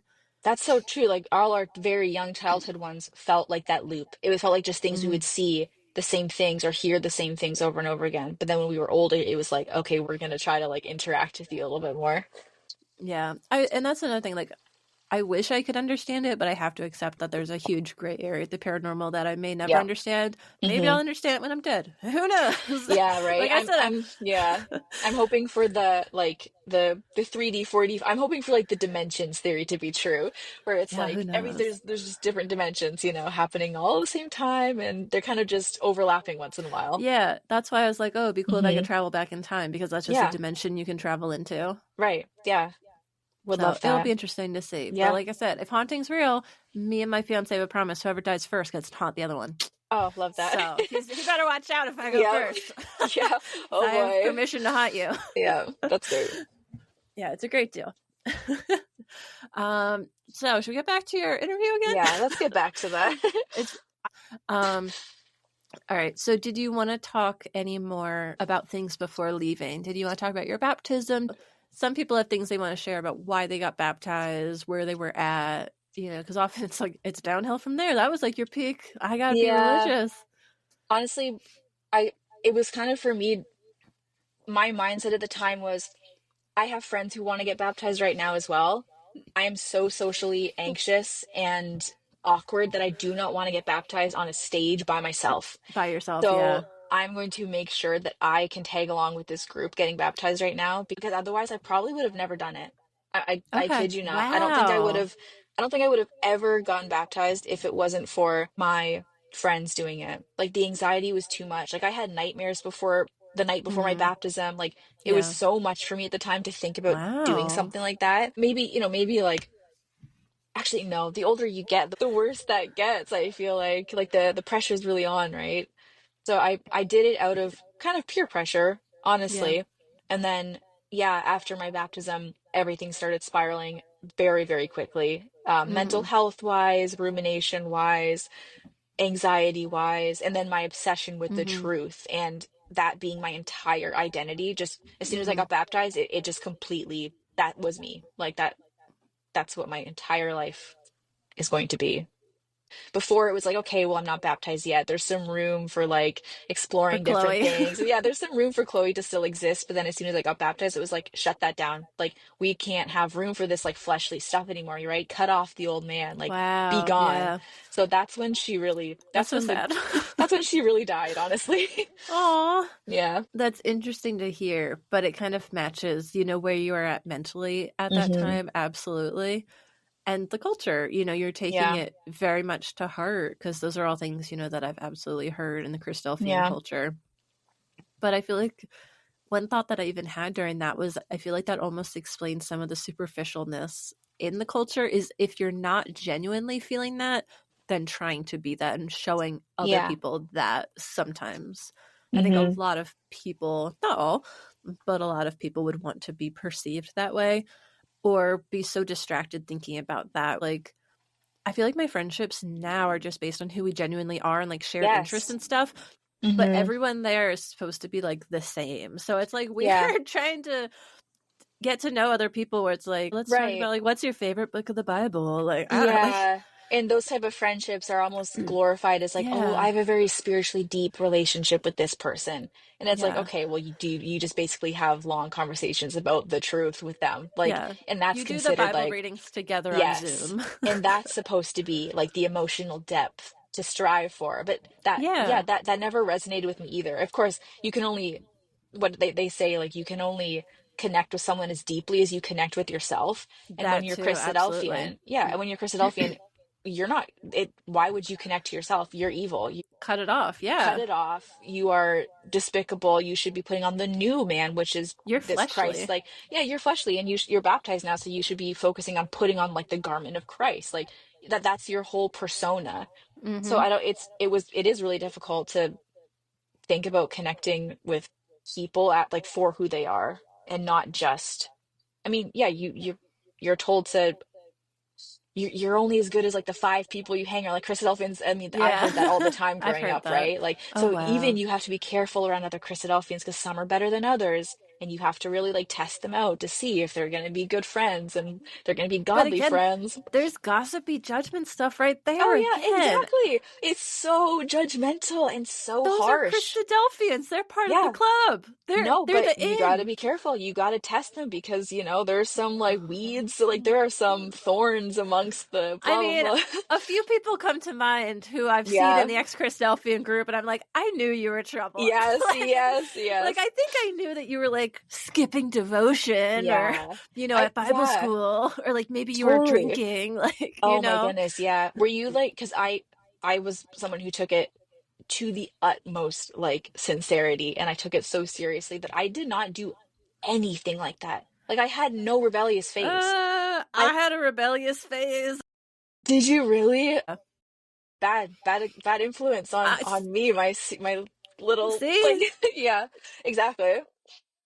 I think that's actually like that kind of ties into like the breaking point for me, realizing that I had to leave was that I was so like hook, line, and sinker and like really you put so much indoctrinated. pressure on yourself, yeah, and you were Yeah. so loyal to it. You were trying so hard. You're literally doing everything. Like they should have been proud of you, but instead it was Yeah. just the shame, the guilt, the Yes. fear. Those were what Yeah. was dominating you, not Yeah.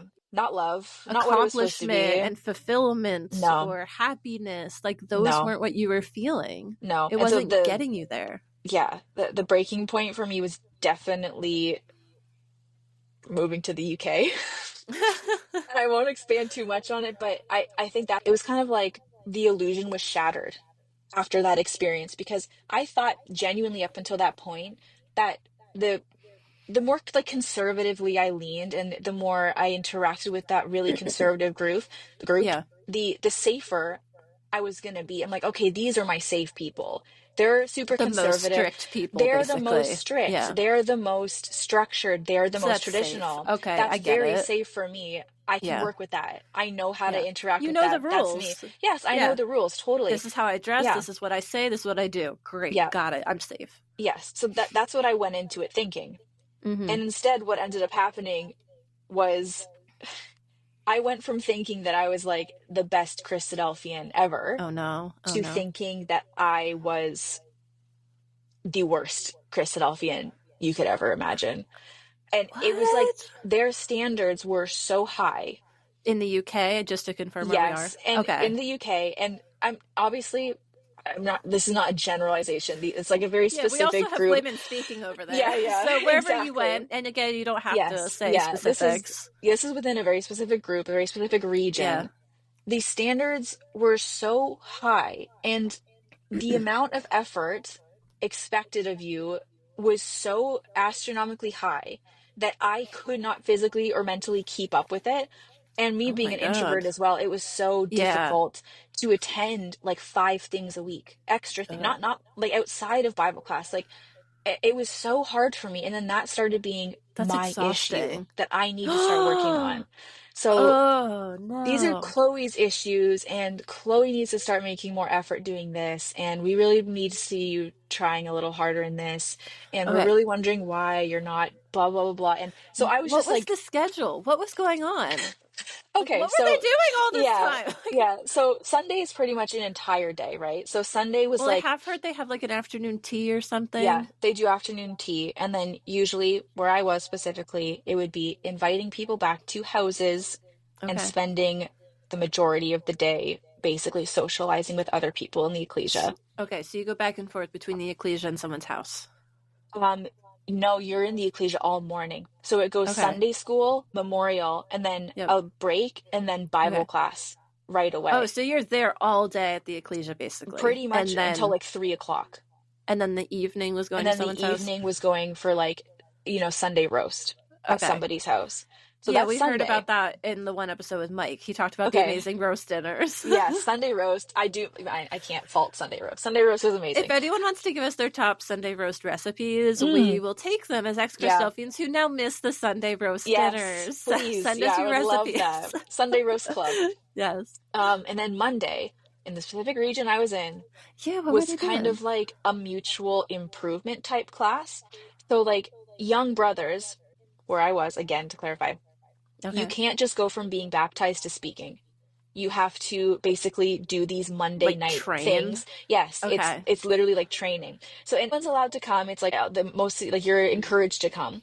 And so Okay. different young brothers would take turns going up and it's like a kind of like a training for young Okay, for the brothers memorial service.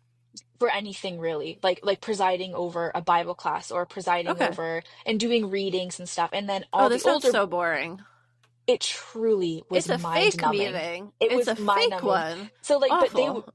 they would, whoever the brother or like the young brother was who was going to be giving the class, he would actually be like putting effort into it. Like he would present his class. It was meant to be very Absolutely. short. Yeah, yeah. And so then all the older brothers, specifically a handful of older brothers, would be in the back and they would stop them at certain times and be like, Exactly, and give them feedback, right? yes, and give them feedback. Yeah. So that was Monday night. So time consuming with all the stopping and starting. Yes, very much Oh, so. man. And then it was a lot of talking and a lot of blah, blah, blah. Yeah. And then Tuesday night was Bible class for an ecclesia nearby. Oh, so it was like they had multiple Bible classes across Yes. different meetings? Yes. Okay. And you're kind of expected as someone in that region to go. to kind of attend as many as Okay. possible. You got to like get all your Is stamps there like on a the card. bingo? Yeah, I was Yeah, like, for where's real? like your punch card? No, It's there like, really you get a free is. ice cream after you go to 10 Yeah. Bible classes. Yeah, that's what it feels like. So like Tuesday night would be dinner at somebody's house beforehand. Very Oh, man. lovely. I can't fault it. Like again, very Yeah. very sweet and a lot of effort. And there's Yeah. a lot of good people They there were too, right? giving. Yeah, Yeah, they were very, very giving. Their giving. time, their food, Yes, all that. 100%. And I really enjoyed that, and that was a great time. And then Bible class after that. So that's Tuesday night Bible class for this ecclesia. Sitting through that again, yeah. Yep. And then Wednesday night is Bible class for another ecclesia Oh my that I God. was kind of I'm expected seeing to a attend pattern. as well. Okay. And can What you else we imagine what have? happens Thursday night? Is there another Bible class?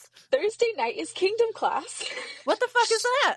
So Kingdom class was like in the region, there was a brother who would have this class that he would do at his house, and it was just like basically sit around on his floor, do the readings, and like somebody would give basically another class on Okay. Who So it's knows? just informal Bible class. like informal Bible someone's class house. at his house, yes. And then Friday, I will say I was very naughty, and I did not go to many Friday things because that was like the CYC type night. CYCs always hold a Yes. stronghold on Friday nights. Yeah, Friday nights. And they were always a much younger crowd, so like me not attending those at the time was not like that. Yeah. You It's know. all by age. Yeah. Yeah, it's all by age. So that was pretty much my out. So Maybe. Saturdays Oh no. were pretty much Unless off there's- for the most part, unless there's like, so many prophecies happening, so many weekends. Yeah, the spring and the fall, I remember always got packed with Yeah, weekends. so much stuff. So like, when are you supposed to do anything else in Yeah, when your do you life? do your school, like your homework? When do you get Yeah. a part-time job? Yeah, for real. I Yeah. was done school, but like I had moved there for a specific purpose, but still I was working, and like I felt like it was just consuming, and I couldn't keep Yeah. up with that pace. Yeah. Not to mention having this added pressure on me to almost like perform better than I ever have. And I'm like, I've been gaslighting myself to think that I'm this good Christadelphian. I clearly am not Yeah. that good yet. I need to reach these newer, higher standards. And that was Oh. the first time that it actually did start very negatively impacting my mental health, like in a very Mhm. serious I way, believe where that. like I couldn't, like, it was breaking my brain in half. You know, that's something, I hate to say this is something cults do on purpose. If you're always exhausted and you never have time to yourself, it's harder to resist. And that's literally a cult tactic. And I haven't seen that in the Christadelphians until you said this. And it's terrifying because I've read enough about high control groups, cults. I try to just see it from a lot of different groups. And then I'm like, oh, well, I saw this. I didn't see this in Christadelphians. And one I never saw that has come up around those types of groups is that. Like, they will use tools like sleep deprivation or food deprivation, depriving you of things. But in this case, it's time, it's access to outside social networks, because every socializing opportunity is taken up by the meeting. It's time intensive, resource intensive, everything's going to the church. And that's actually wild to see how intense that was. That is super toxic. That's behavior. what That I is experienced. Not healthy for anyone, absolutely any group you're in. If that's what they expect of you, that's not healthy. Yeah. And that's just like the social obligations. Like I was also expected, like I was also And being you got to do all your criticized. readings and everything. Yes, I have to do my own personal readings. I have to do readings with this family all the time. It's not like I didn't like having dinners with people, but you're talking about the same thing. You know what I mean? Like it's especially all... as an introvert, because I relate to all of that. Especially growing up, I was so shy and all of that, and this would have been torturous to me. Yeah, because I felt better alone. I felt better. It wasn't always bad, but I didn't feel good. Right. And I could go on a whole tangent about Christadelphians and how introverts are demonized a lot. I feel like it's not good at all. So I felt that a lot as well, being like, well, you are coming to things, but we're not really seeing that you're like making an effort to make new friends and making an effort to make friends with any of the like girls in this area. And I was exhausted. And I didn't really vibe with them at all. That's it. I just didn't vibe with them, and I was mentally exhausted. I had no ounce of energy left in my brain. None at all. There's a reason you need sleep. It gives you a chance to wind down. Exactly. So for me, I would say my long sleep was COVID. So I had to move back home from the UK. Well, I heard you say 2020, and I was like, oh, I'm sure this is going to have something to do with COVID. Yes. So I was at my breaking point. By the time I left the UK, it was such a blessing that I left at that time, and it was literally 2 weeks before COVID started. Okay. So I was literally at my mental breaking point. The worst mental state I've ever been in my whole life. And I got home and I just slept for like weeks. And it was not like... Well, you were exhausted. Yeah, I was literally like mentally like, I can't do this anymore. Like I can't, whatever this is, like this game, like this Christadelphian thing that's in my head, I can't carry this anymore. Like I genuinely can't, because now I felt like I had these impossible standards that I was carrying into like back home with me into Canada, where I'm like, well, now I can't let that go, because I know that these people over here are doing it even better than I was. And you know what I mean? Like that you always have to be reaching for like the next level of perfection. Perfectionism is another byproduct. Oh, don't get me started. Yes, you will find that in deconstruction groups. Yes. Like Christadelphians especially, perfectionism is glorified, right? Be perfect as I am perfect. Like that verse is always in my head. Well, Christ is perfect, so I have to strive for perfection. But regardless, COVID happens, and then suddenly everything stopped. I stopped going to even meeting, and my brain, for the first time in like my entire life, had a moment to not think about anything. Like nothing at all. And that had never happened to me in my entire life up until COVID. Not going to meeting or Bible class. Bizarre. Like I didn't even know what that was like. And I started feeling like my brain was coming off of drugs or something. It was like a withdrawal. Yeah, it was a withdrawal. I felt it like kind of like clearing away, and I'm like, what is this inner peace that I'm feeling? I'm like, what is this? I've never felt like, this before. Yeah, it's like, what is this little hint of peace? And then obviously I wrestled with that, because oh no, I'm slipping, Guilt. And it felt really dangerous that this I was is the letting... world. Yeah, this is me, and I'm not. I better start reading. So I would like join Zoom groups and do readings on Zoom, and like really try to cling on to that momentum of like, you know what I mean? But it wasn't sustainable. To let go. Yeah, really, and to lose scary. your faith and be like, oh, I need to fix that. I don't do the same thing. I was like, oh, I'll go to me a tool and it'll help me fix my faith, because I can tell it's broken. I see the problem, but the problem has to be me, and it wasn't. The problem was me, and it's like, again, maybe if you feel like your mental health is improving as you let these things go, be a sign. Maybe this is a good sign of something. Right, but again, you question everything, right? Like, because that's what they taught you to do. You've already been told that is bad. Yeah, so how come what's bad be so good for me?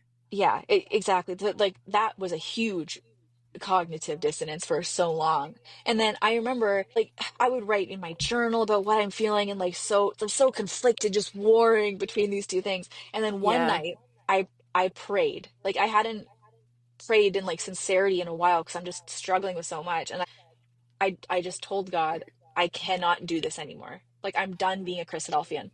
I can't Mm-hmm. do it. If this is like I don't know what else I can give. I have Yeah. given everything, every ounce of everything I am to this, and I'm broken. Like this Mm-hmm. is destroying me. Like I can't do it anymore. I Yeah. genuinely can't. And then the next day, I discovered Neville Goddard. And I was like, this is a sign.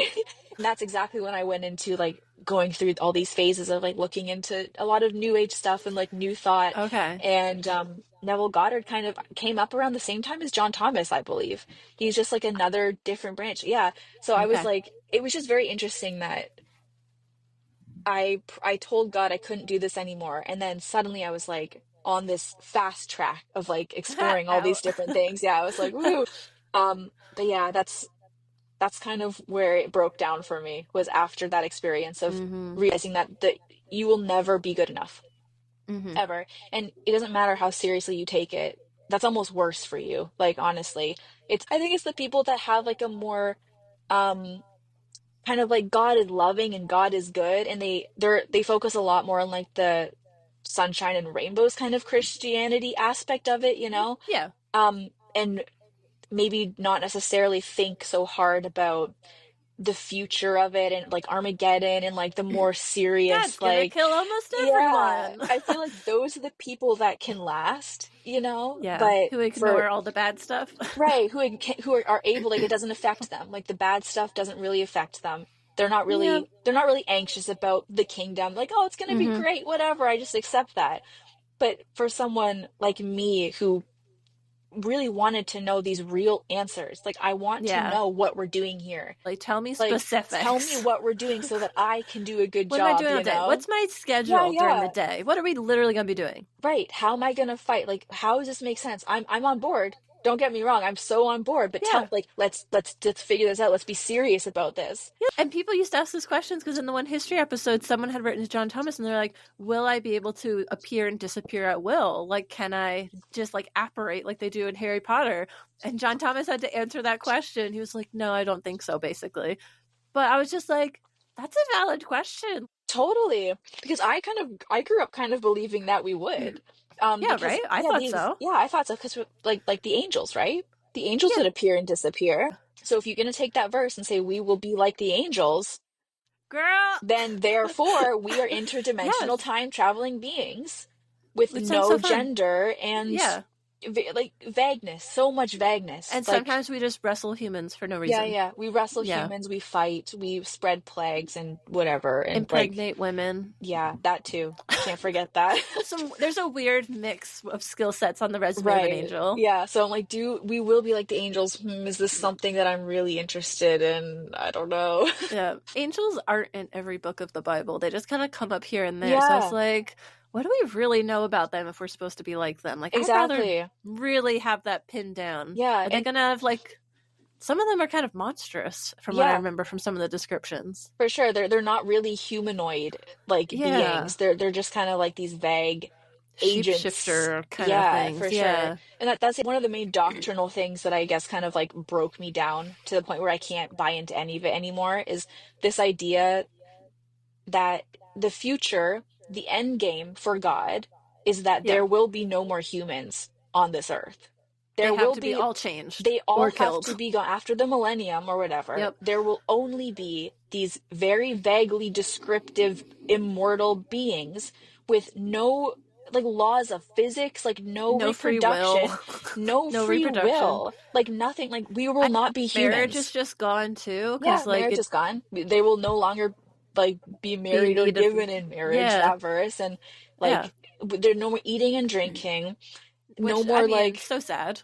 yeah, no more darkness, right? So I've heard people say from the platform that literally means that it's going to be like eternally light. Like there's That going to sounds be no more exhausting. darkness. There's no rest. There's no sleep. So like the entire planet, like you're talking the entire laws of the that rule this entire physics and planet He will just are no pause long the planet. exactly. And that is just you are supposed to accept that.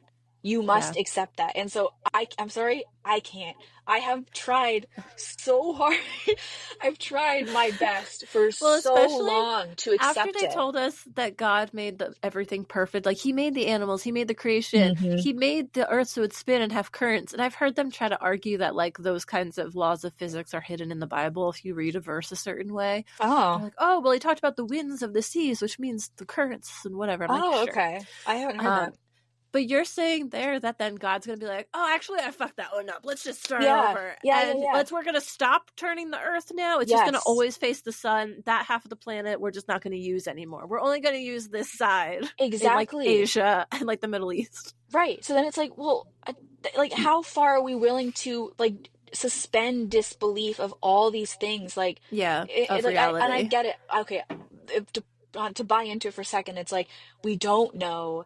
God is mysterious. God's thoughts are higher. His thoughts are higher than he's all powerful. We aren't meant to know even, and you have to trust. This is where the Stop trust and the faith terminating comes in. cliches. Stop Yes. terminating cliches.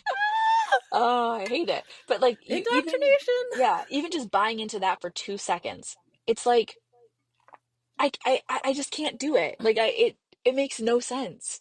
It really does make no sense. Like The older you get and the more you know, the yeah. harder it is, which is why they want kids to join Mhm. and they don't want you to Yeah. always be well educated. Why go to True. college? Yeah. Learn this stuff. Don't really pursue critically thinking that hard. Yeah. Otherwise you might start thinking too much. Yeah, exactly. A lot of groups don't encourage that. Then you get homeschooling, religious schooling. Oh boy. We're going to indoctrinate you and potentially discourage or potentially distort, some of the other subjects to try to discourage that or supersede our views on it. Yeah. Absolutely. So it definitely becomes an issue. But those are all very good points. I think that's all interesting stuff to think about and useful things for anyone who has left or is leaving to think about. Yeah.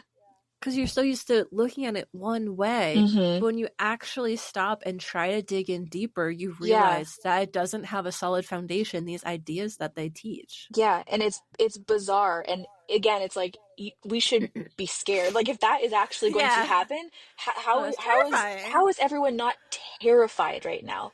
I would be on the other side of the planet where we'd be in the darkness. So we'd have some problems over there. All of our plant life would die, like everything with no sun. Exactly. That'd be bad. It's just going to be bad. It's not good news for anyone. So again, it's like, are we going to take it serious? Are you guys going to buy into it fully and take it really seriously? Or are you just going to be surface level, take the good and kind of just ignore some of the more confusing parts? And I can't do that. I cannot do that anymore. I can't buy into that anymore at all. I kind of even talked about that in the episode I released today, which is part 2 of the prophecy series. Oh, great. Can't wait. Because some people throughout history, and including Christadelphians, have been so religiously focused where they haven't even made savings accounts because they're like, oh, God's going to return, like Jesus is going to return, like this fulfillment is going to happen, whatever you believe. Yeah. But basically that there is no future. I have no future on this earth because I have a religious belief that this earth is not going to exist in this current form. It's going to be changed, right?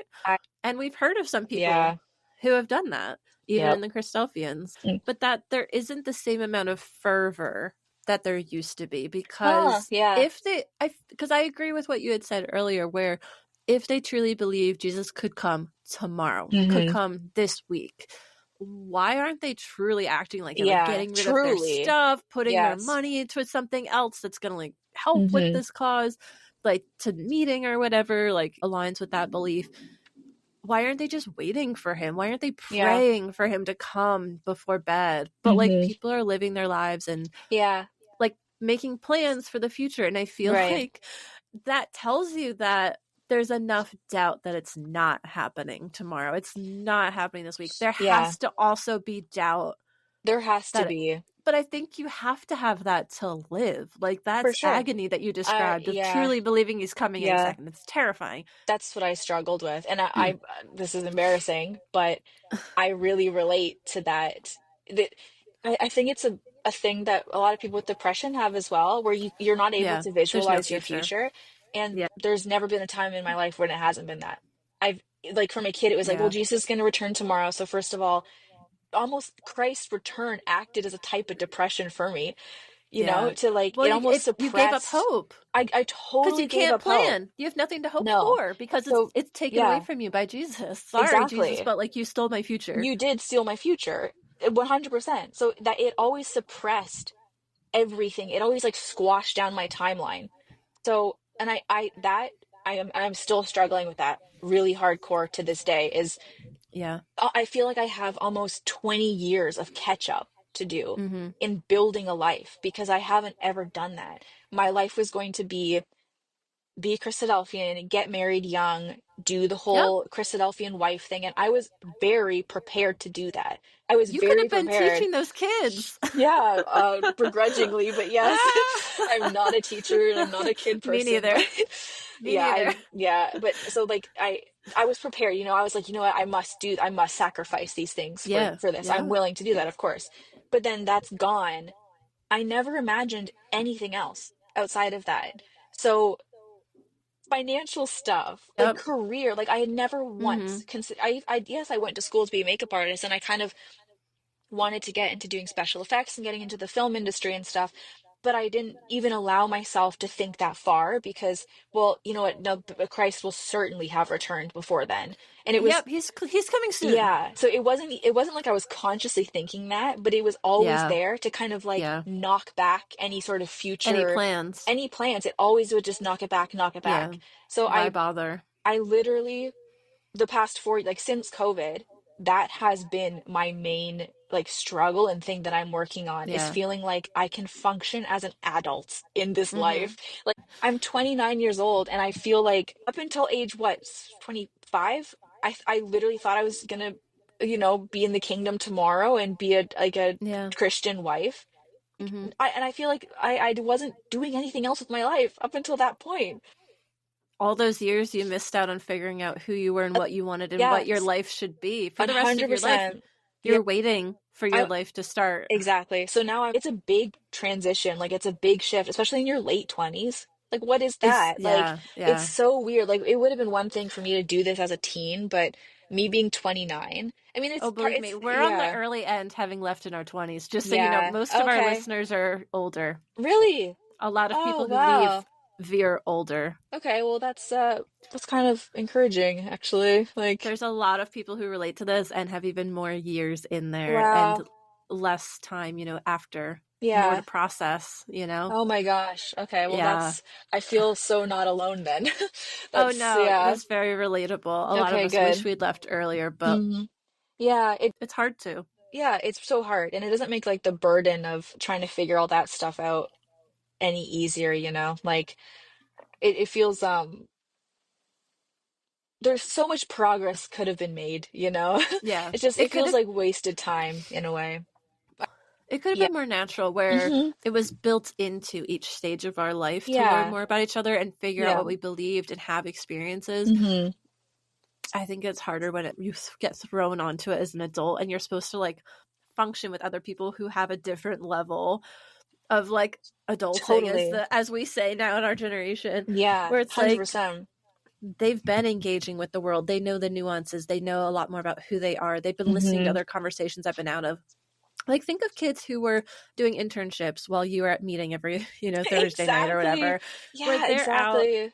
learning how the world works, making decisions about what they're getting out of that, what kind of career they're going to have. They're talking to people about, oh, in the future you could do this in your career.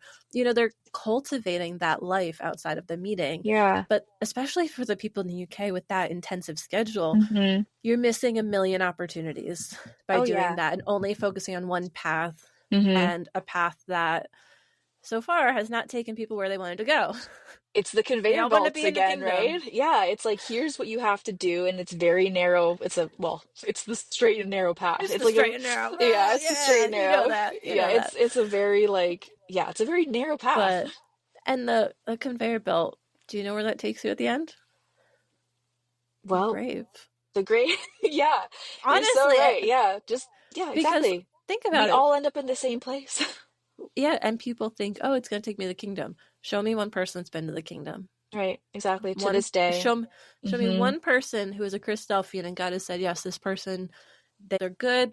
You're in. Yeah, You that's made it. actually, yeah. One That's an person. interesting way to think about that. Give me Yeah, one person. Prove it. All right, you've got the one yeah, truth. Show me. Prove it. One yeah. person to tell That's me, yep. I love that perspective. That's Actually, it's it. so It is true. a 0% success Yeah, rate, technically. yeah. You're so right. Because again, they tell you like, oh, it'll be like a sleep. You're asleep, and then suddenly you're awake again, right? Yeah. Like when you're resurrected, it'll be like a blink of an eye. But it's Yeah. true. Well, it hasn't happened yet, so everyone's still very much dead, very And much in that's their the graves. problem, Hmm. is all of the people who said they were going to have eternal life are dead. Are you Yeah, going to listen to dead people tell you how to get eternal life? yeah, yeah. Like, Mm, I've been working on the prophecy episode, so my yeah. mind's still very much in Okay. that place right now. But that's some of the thoughts I've been having where I was just like, this is Yeah, wild. Because they all believed it was happening during their lifetime. And what's the difference between them right. believing that during their lifetime and us during our lifetimes? Yeah, that's what listening to Nothing. those episodes, that I did not realize how many times Christadelphians have done that time period thing. Oh, it's going to be the 80s. Oh, it's going to be the Yep. 90s. Oh, it's going to be Y2K. Oh, it's going to be Yep. 2012. Oh, Yep. 2017. Oh, 2020. Ooh, 2020. Oh, Oh, COVID. It's 2024. happening Yeah, now, yeah. right? Oh, Russia. Oh, it's going to be Russia, they now. started Like, a war with Ukraine. It must be yeah. now. It Oh, must be yeah. now. Like I didn't realize. Like I guess I just hadn't considered that this had been happening the entire time. Like Hundreds of years. Hundreds literally. of years of the same exact tactic. Like, get a Yeah, new playbook. It's not working. yeah, for real. And honest, I wouldn't have known that unless like if it wasn't for listening to your history episodes because Hey, I love I that. wouldn't know I wouldn't know where to figure out that information or even to find that Yeah, information myself, like but yeah, that is so eye-opening. And even the history of John Thomas and everything, it's so I of course nothing happens in a vacuum. Nothing yeah. happens in a vacuum. And No, Christadelphians no. even say like nothing new under the sun. It's like if you really Nope. believe that there's nothing new under the sun, then why do you believe that John Thomas had this like special new, you know Oh, what I it just mean? Like appeared secretly out of a couple hundred, yeah. what it was like 1800 years after Christ or whatever. Yeah, totally. That is fresh. That is fresh new stuff. Yeah, I Wild. remember my eyes being opened when I found ex-Christadelphian websites. These were like old ex-Christadelphian websites. And I remember reading around on them and it was just so eye-opening. And I didn't realize that information had been there on the internet. Yeah. People since like the 2000s have slowly put blogs out and websites talking about problems with Christadelphian views, but we never thought to look for them. Absolutely Yeah, not. Like no. that's unspeakable, unthinkable. Yeah, yeah. And then seeing that helped so much for me with Yeah. not even, I wasn't really trying to deconvert. It was just Hmm. getting perspective so I could move in a direction, just so I Yeah. was not Yeah. stagnant, so I could be better informed. If they Hmm. had evidence like, oh, everything was right and I regretted my decision, I'd be like, oh, okay, interesting. Yeah, yeah. But that wasn't the case. I started having a lot of seeing the cracks in the foundation. And since leaving, that's only continued. And since Yeah. doing the history episodes, it's like a sledgehammer. Oh, Just bam! yeah. That's what every time I listen to an episode, it's like something else is just breaking open. And Yeah. when I was first moved back from the UK and I felt like I was kind of withdrawal from um Yeah. stuff, it felt like a sweater. It felt like someone was pulling, like unraveling like a Yeah. blanket or something. And like the more you Mm-hmm. pulled, The it more just broke the part more it was breaks apart gone. and you can't put that back together, No, right? And it yeah, just it's keeps done. going, keeps going until it's gone. And that's what like Mm-hmm. deconverting or like spiritual deconstruction felt like to me, was something that Yeah. just like disappears. It's not like Christadelphians have this weird view as well of like people who leave are Mm-hmm. making this harsh decision to like F you, I'm gonna, Yeah. you know what I Yeah. mean? Like it's almost like you're making this evil choice for yourself and you're selfish. And I hear it all the Or time, we're even today. stupid. We just Yeah. accidentally moved away too far. Now we can't come. Right. Poor It's like, oh, us. I'm the like, world got oh. their hooks in them and Yeah, like they've exactly. been, We fell yeah, for it. we fell Whatever it for was. it and Yeah. they've given in, like We were they've drawn succumbed to the flesh. away. Yeah. That we've Yeah. been drawn away. And it's almost like this, oh, those are weak. Like that was Yep. like they're weak in faith and they did not have strong Also a foundation. cult tactic Yeah. to talk Yep. shit about your people who leave. Yep. That's another bad sign. Yeah. Oh my gosh. The podcast definitely turns on its head of like, oh, we were all so evil that we had to leave. Where it's like, oh no, we were people with valid choices and Right. Yeah. insightful opinions. Yeah. And seeing that it's anybody. Anybody Yeah. could leave. And we all have different Yeah. reasons and Yeah. experiences. That's like it's for me at least, it was something that just started happening. It Yeah. wasn't ever a choice that I made. It was suddenly like the sweater of Christadelphianism was being unraveled in my head by something that I couldn't control. And then Yeah. suddenly it was gone. So Mm-hmm. what am I supposed to do with that? Like what are Yeah. Christadelphians like? How could you say that I, did this on purpose or I'm so evil that I don't know. I think there's a really big misunderstanding within Christadelphians of like why people leave Yeah. and people, I Probably mean, because they've never asked anybody and you know listened what? if they That did. could be a big That issue, could be part of it. But like, in like evangelical, like it's a big thing for people to be like, well, they were never a true Christian. And Yeah, as we've soon as heard that. somebody leaves, it's like, okay, well, they were never truly a Yeah, let's Christian just to slam begin the with. door. Let's just slam Yeah. the door shut. I think Christadelphians aren't quite so bad, but I think some of that mentality is in there of like, okay, well, we're just going to discard them right away because there must be something either really wrong with them or um they're kind of like they're not really a true Christadelphian or they didn't have like the strong enough faith or I think that I can be there, but it varies so much from ecclesia to ecclesia yeah, because that's some true. will kick you out if you miss like a few meetings and some will keep you on the records for like years. Wow. So, Yeah, yeah, that's so true. it I can guess really it really vary does too. vary, huh? And I guess like even just individually, people probably have different experiences and And if you come different back periodically, ideas. if you fade out or if you just stop Mm-hmm. leaving, I just walked out Yeah, one day, that's never true. went back, Mm. you know? I'm lucky that I had COVID to kind of cover for me. Stop going until I just didn't come back. And then Uh, they asked my dad actually. Did they ask me? No, they asked my dad. yeah, you're an And adult at this time, correct? yeah, I'm Yep. you Just know, checking, you know? late 20s, I would say. Yeah, late 20s at the time. So that's why they don't check your dad with you. Is she They okay? Can yes, she come out and yes. play and come to meeting with us? Yeah, and my dad was on the ABs at the time.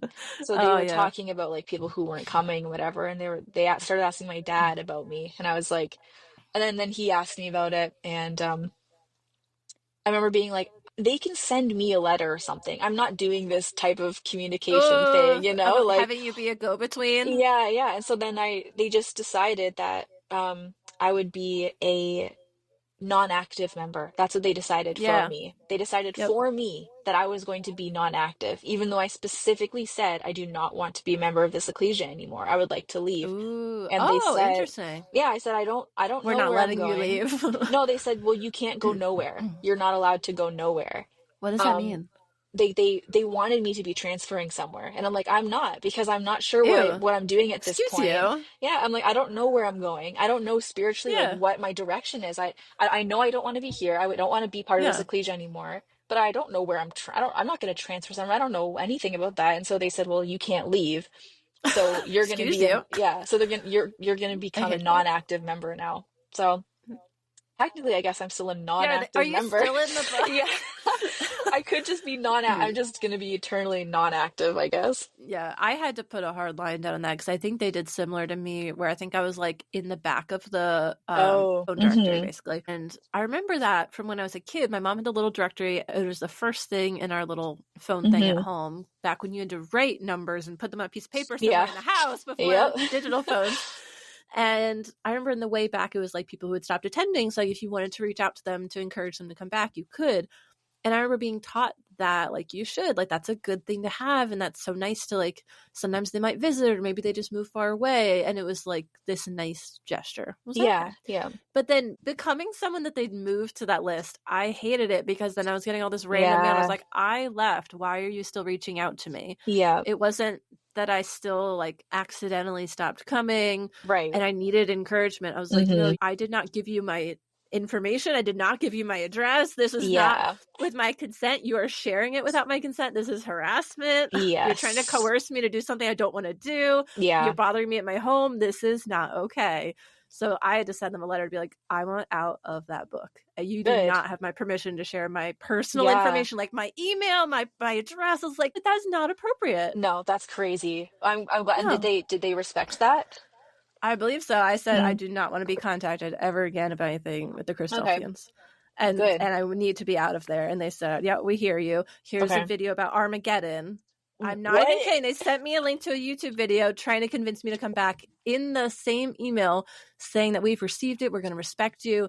They threw in one last ditch effort. They're like, please watch this video so you know why You Christ know is what? coming soon. You have to come back. Yeah, let's try to one last attempt to make you One so last time. afraid. Let's try to use fear against you Yep. one more time. You know Yep. what? Fear always gets them. Fear got her before. Why is it going to work again? Exactly. Come on. She lives Show alone her in the something woods. scary. Come Yeah. on. Let's make her afraid, and then she'll come back to us for sure. Didn't work. Ah, Then I had to bummer. become fearless. Yeah. So there we go. Oh wow, what a trade-off. Oh yeah. It's better this Dangerous. way. Yeah, us women, we're pretty dangerous. Yeah, So. we're dangerous in that regard. But yeah, so that was mine. But yeah, I was not happy with the directory situation. And I guess I should have thought of it, but I hadn't realized what was going on behind the scenes because I left. I wasn't even thinking about it Yeah, of until course. it became a problem. And I was like, no.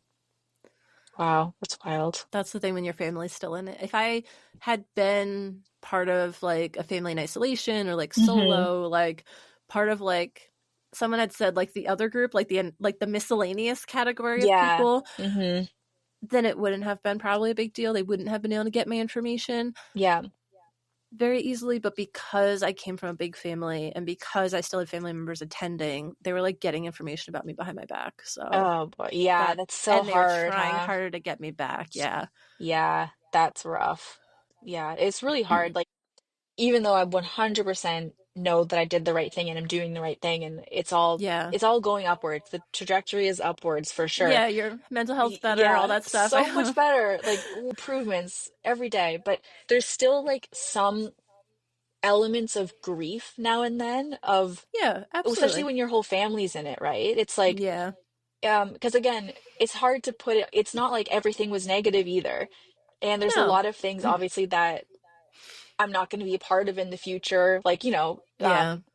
just like socially, family wise, and these certain Yeah. experiences that you thought you were going to have, even though they were kind of insane ideas. And like, you know what I mean? It's Yeah. almost like you kind of, I'm still kind of in a way weirdly grieving like that future, even though No, it's not that's something not I weird. want anymore. It's like, Yeah. it's an acceptance of a loss. yeah, Whether it was a totally. loss you really wanted or not, it just is a loss. Yeah, 100% acceptance of loss. So that's like been an interesting thing too with all my family still in it. Yeah. I have a couple of family members on one side who aren't Christadelphian, but that's it. Everyone else is. Yeah. So Most of it's mine almost is. like I am in a way isolating myself, from them, which is a weird thing, but there's just a trade-off there. Like I feel whole as a Yeah. person, or I can connect with them on this way where I'm like this empty shell of a person, That's the So thing. It's conditional, which makes it so yeah. hard. Like, I wish it could be equal because I think in a family that had no Christadelphianism, a very neutral family, well, just idyllic neutral family, like you could alternate and just go to each other's churches if you wanted, or do something where it's like, oh, this weekend we're going to go visit Chloe Yeah. and do a Sunday brunch, and we're not going to go to a meeting because that's the kind of morning she wants to have. We're going to spend time with her. And when she visits us, maybe she'll come to Sunday school and like hang out with the kids and say hi to people. And then we'll leave right afterwards and not make her socialize and feel awkward. But like, if it could be healthy emotionally, you could have this back and forth relationship, I think, between families. But there's often tension and resentment that people left. There's trying to get them back. Yeah. There's their grieving of you not being there. Like there's so much emotionally that goes into it. They think it's life or death. So they're like very upset. Yeah.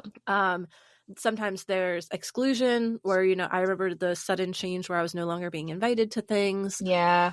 And like I remember one time my mom got really upset and forced someone to invite me and my other siblings who had left to something because they were throwing a party just for one of my siblings who is still in it. And they didn't invite any of the rest of us. Like my parents, I think, were able to get an invite, but then she was like, what about like my other kids? Yeah. This is their sibling. And they're like, fine. And so my parents asked me, like, we got you an invite to this. Like, you're invited if you want. And I was like, I don't really want to be there if that's like crazy. The way to get the invite is like someone had to be like, this is like this person's flesh and blood. I want them there. I want my family there. Yeah. And that's why like I have a complicated relationship with my parents, but I do believe they love me. Yeah. Because they fought for me in situations like that where they thought they should be at this table. But it is hard because for some of the extended family, I'm not supposed to be there. I'm not family, you know? And Yeah. the fact that the sibling who stayed is on this pedestal and having like a party thrown for them and all this stuff, and they won't Yeah. even talk to me or send me a Christmas card. Yeah. It's That's so really, superficial. It's yeah, so kind of dark when you look at it like that, it where like one is. is praised and treated so well and given all these opportunities and, oh, come be a guest speaker and do this and that.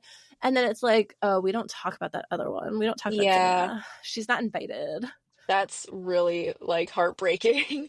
That's really sad because like it is so superficial, right? Like It it's doesn't have to not, be like that. it It doesn't, doesn't there have to be could like be that. such, like you said, I love when you were describing that scenario of like, how about one Sunday we do this? Yeah, It why like, not? that could be a beautiful, like harmonious relationship, right? And But I've like, seen that with yeah, non-Christadelphians. oh I yeah, dated for someone who sure. is a Catholic, and their family would always invite people over for Sunday brunch, and we would just Yeah, sit and chat, and they'd ask me about my work and my yeah. life and what I wanted to do.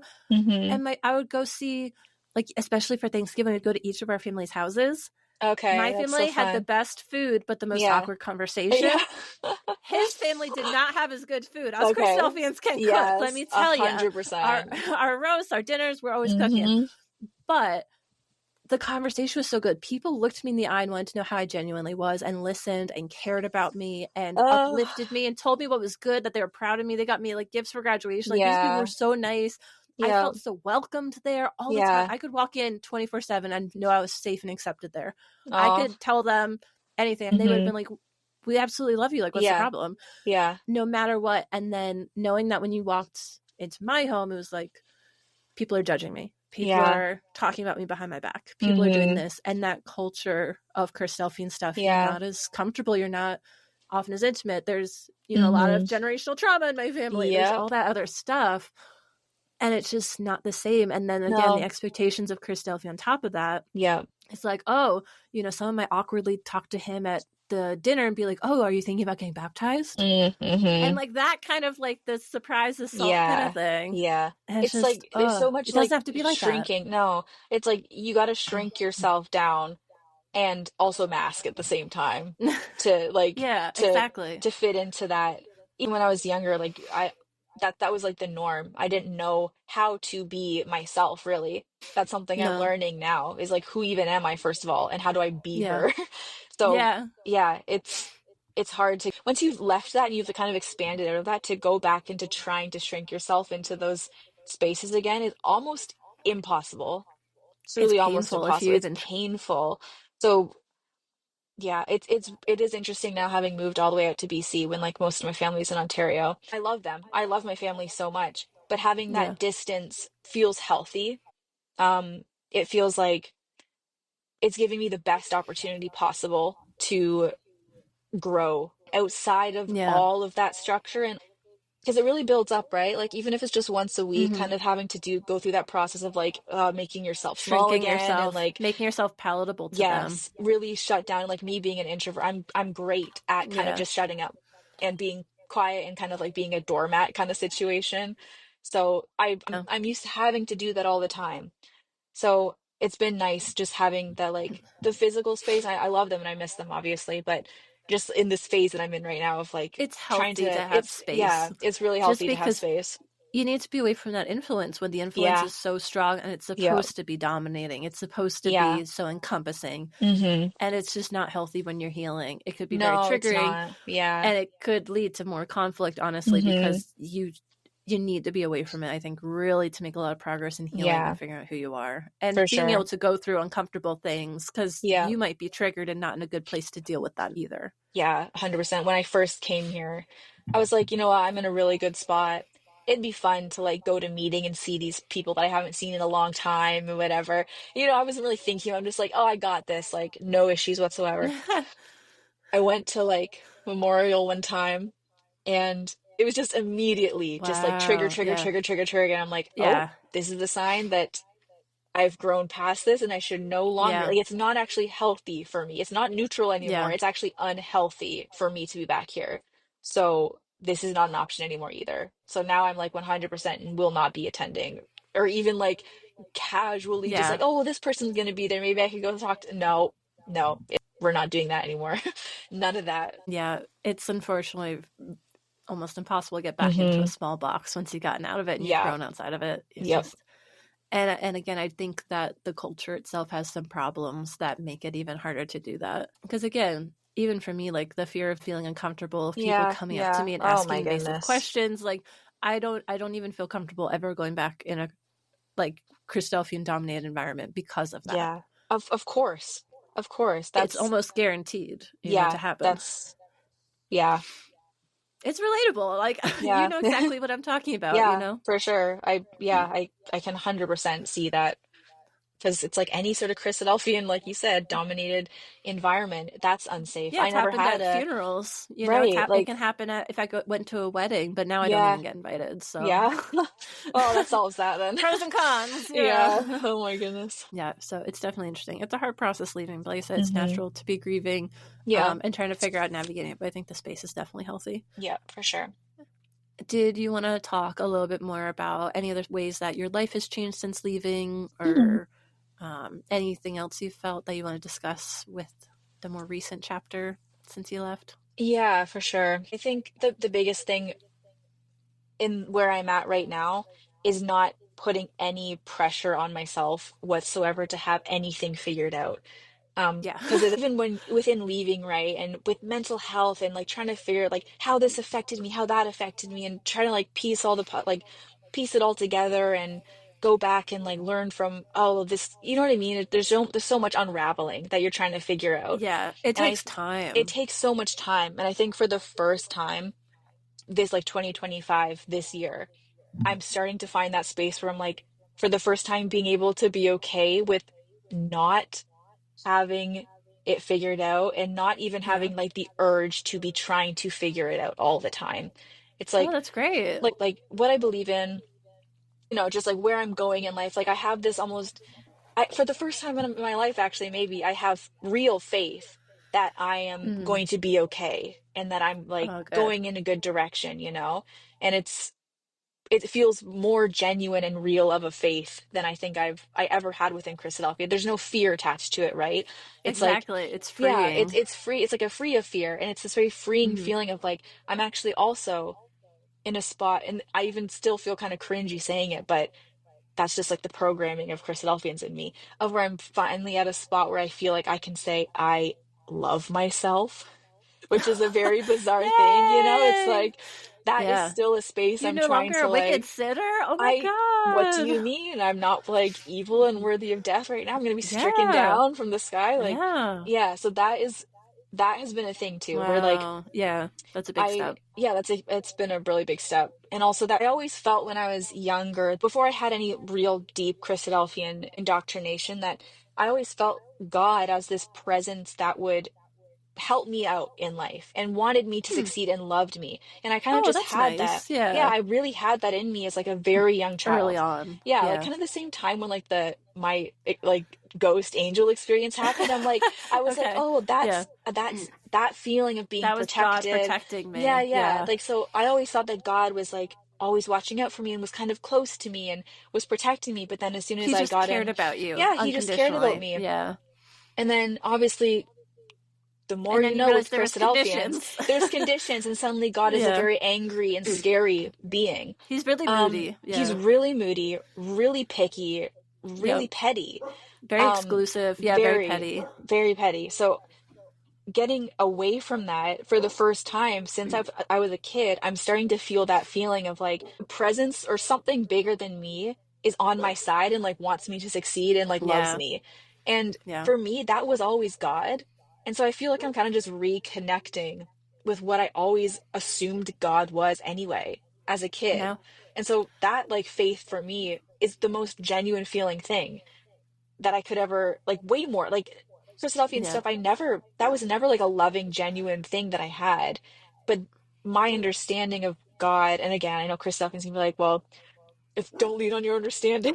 But it's like, but Well, this then is back what, to your roots of your yeah, most basic yeah. understanding. Like Yeah. this is like what I experienced as a child and like how I understood God to be. And it's just interesting seeing how full circle it's come in such a I short think a lot time. of healing tends to be you go back to a lot of childhood Yeah, things. exactly. So like it's a nice feeling, knowing that Hmm. like things are kind of healing themselves and things are Yeah. piecing themselves back together. And I'm not really doing much anymore. It's almost like the more you stop striving for that to happen, Hmm. it It kind of just just happens happens now. naturally. Yeah. Yeah. So that's where I'm at now, honestly. And it's just kind of like it's like Great. a lazy river of a of a journey instead of like a war zone 24/7.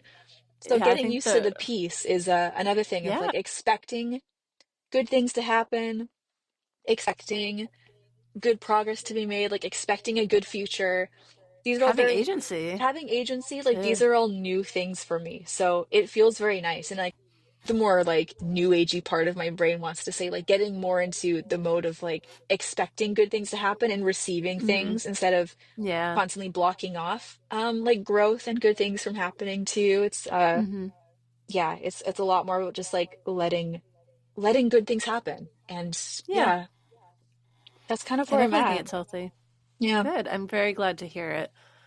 Definitely relate to a lot of it because I remember Hmm. for so long I just really dove into it and I Yeah. felt like I really had to deal with it and look into Yeah. things.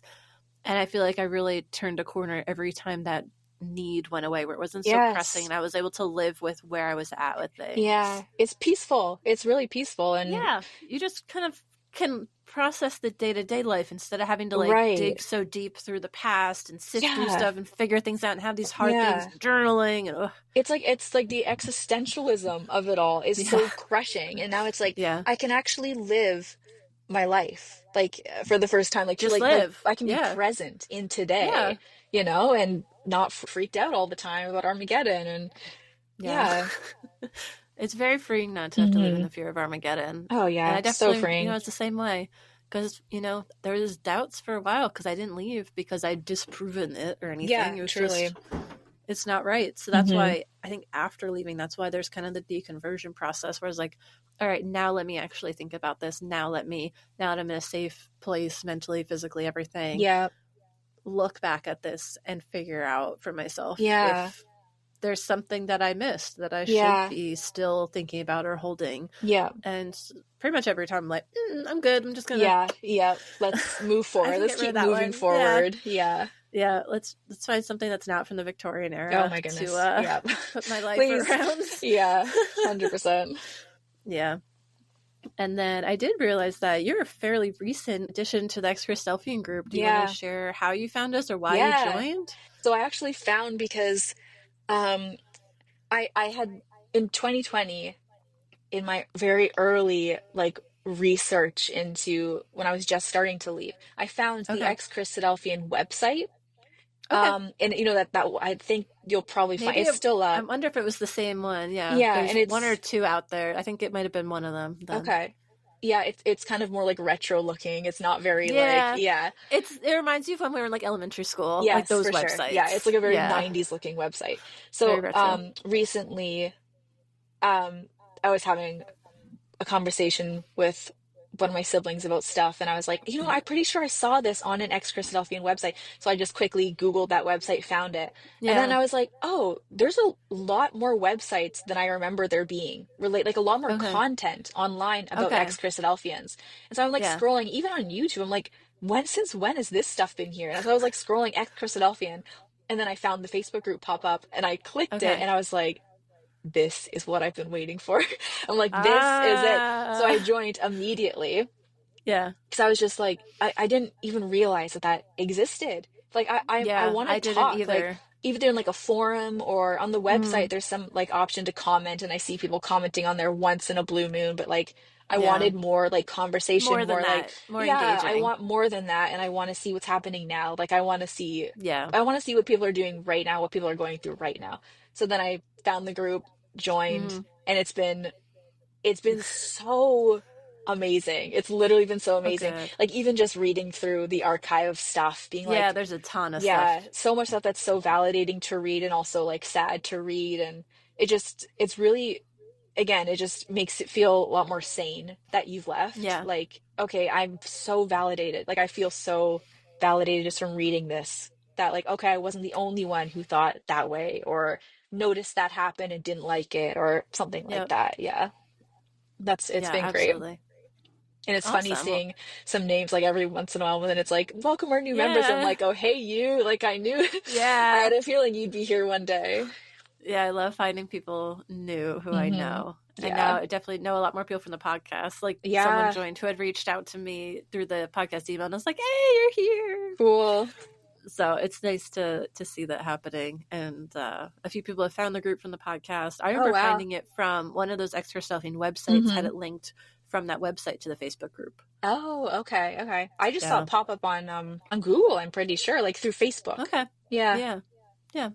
That makes sense. Well, I'm glad you found it. Then Yeah, you're me able to too. connect and come on the podcast. Yeah. And it sounds like it was a good time for you too, because you'd already been out for a few years and done Hmm. a lot of that stuff. Yeah. Because I was curious if you had left more recently, but then we were chatting and you're like, oh yeah, it was like COVID times. And I was like, oh, Yeah. okay. Yeah. So, yeah, I guess in like you said, some people have been gone for a while or they leave when they're older. So I guess five-ish years isn't really that long, but long enough. I think the good thing is that hopefully by the end of your life, you'll have more years out living a really genuine, authentic life than in. So Yeah.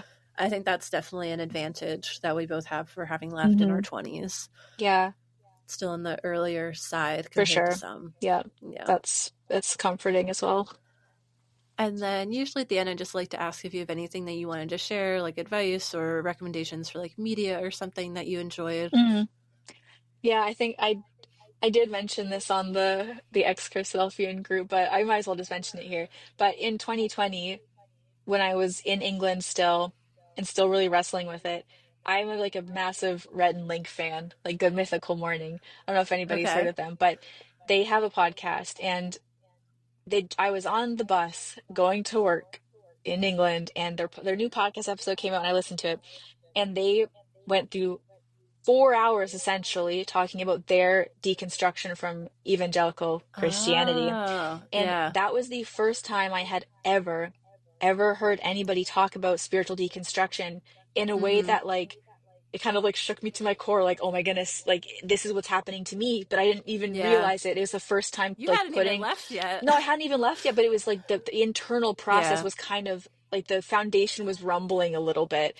So Yeah. that list, and they every single year since 2020, they have done Like an update, an right? update on their spiritual deconstruction. And it's been so helpful because every year I listen to it and I'm like, Mm-hmm. oh my goodness, I relate to that. And Rhett in particular is he's super knowledgeable about like a ton of different religions and he's really big in philosophy and he has some Mm-hmm. really interesting and like thought-provoking ideas. And I feel like anybody going through like a spiritual deconstruction of any kind would probably enjoy listening to their yearly updates on their spiritual deconstruction. Mm-hmm. And like it's just very relatable and it's a very like niche experience as well. So Yeah, yeah. Not yeah. everyone has Yeah. that. So it's been a highlight for me that like they've kind of been Oh. doing it at the same time.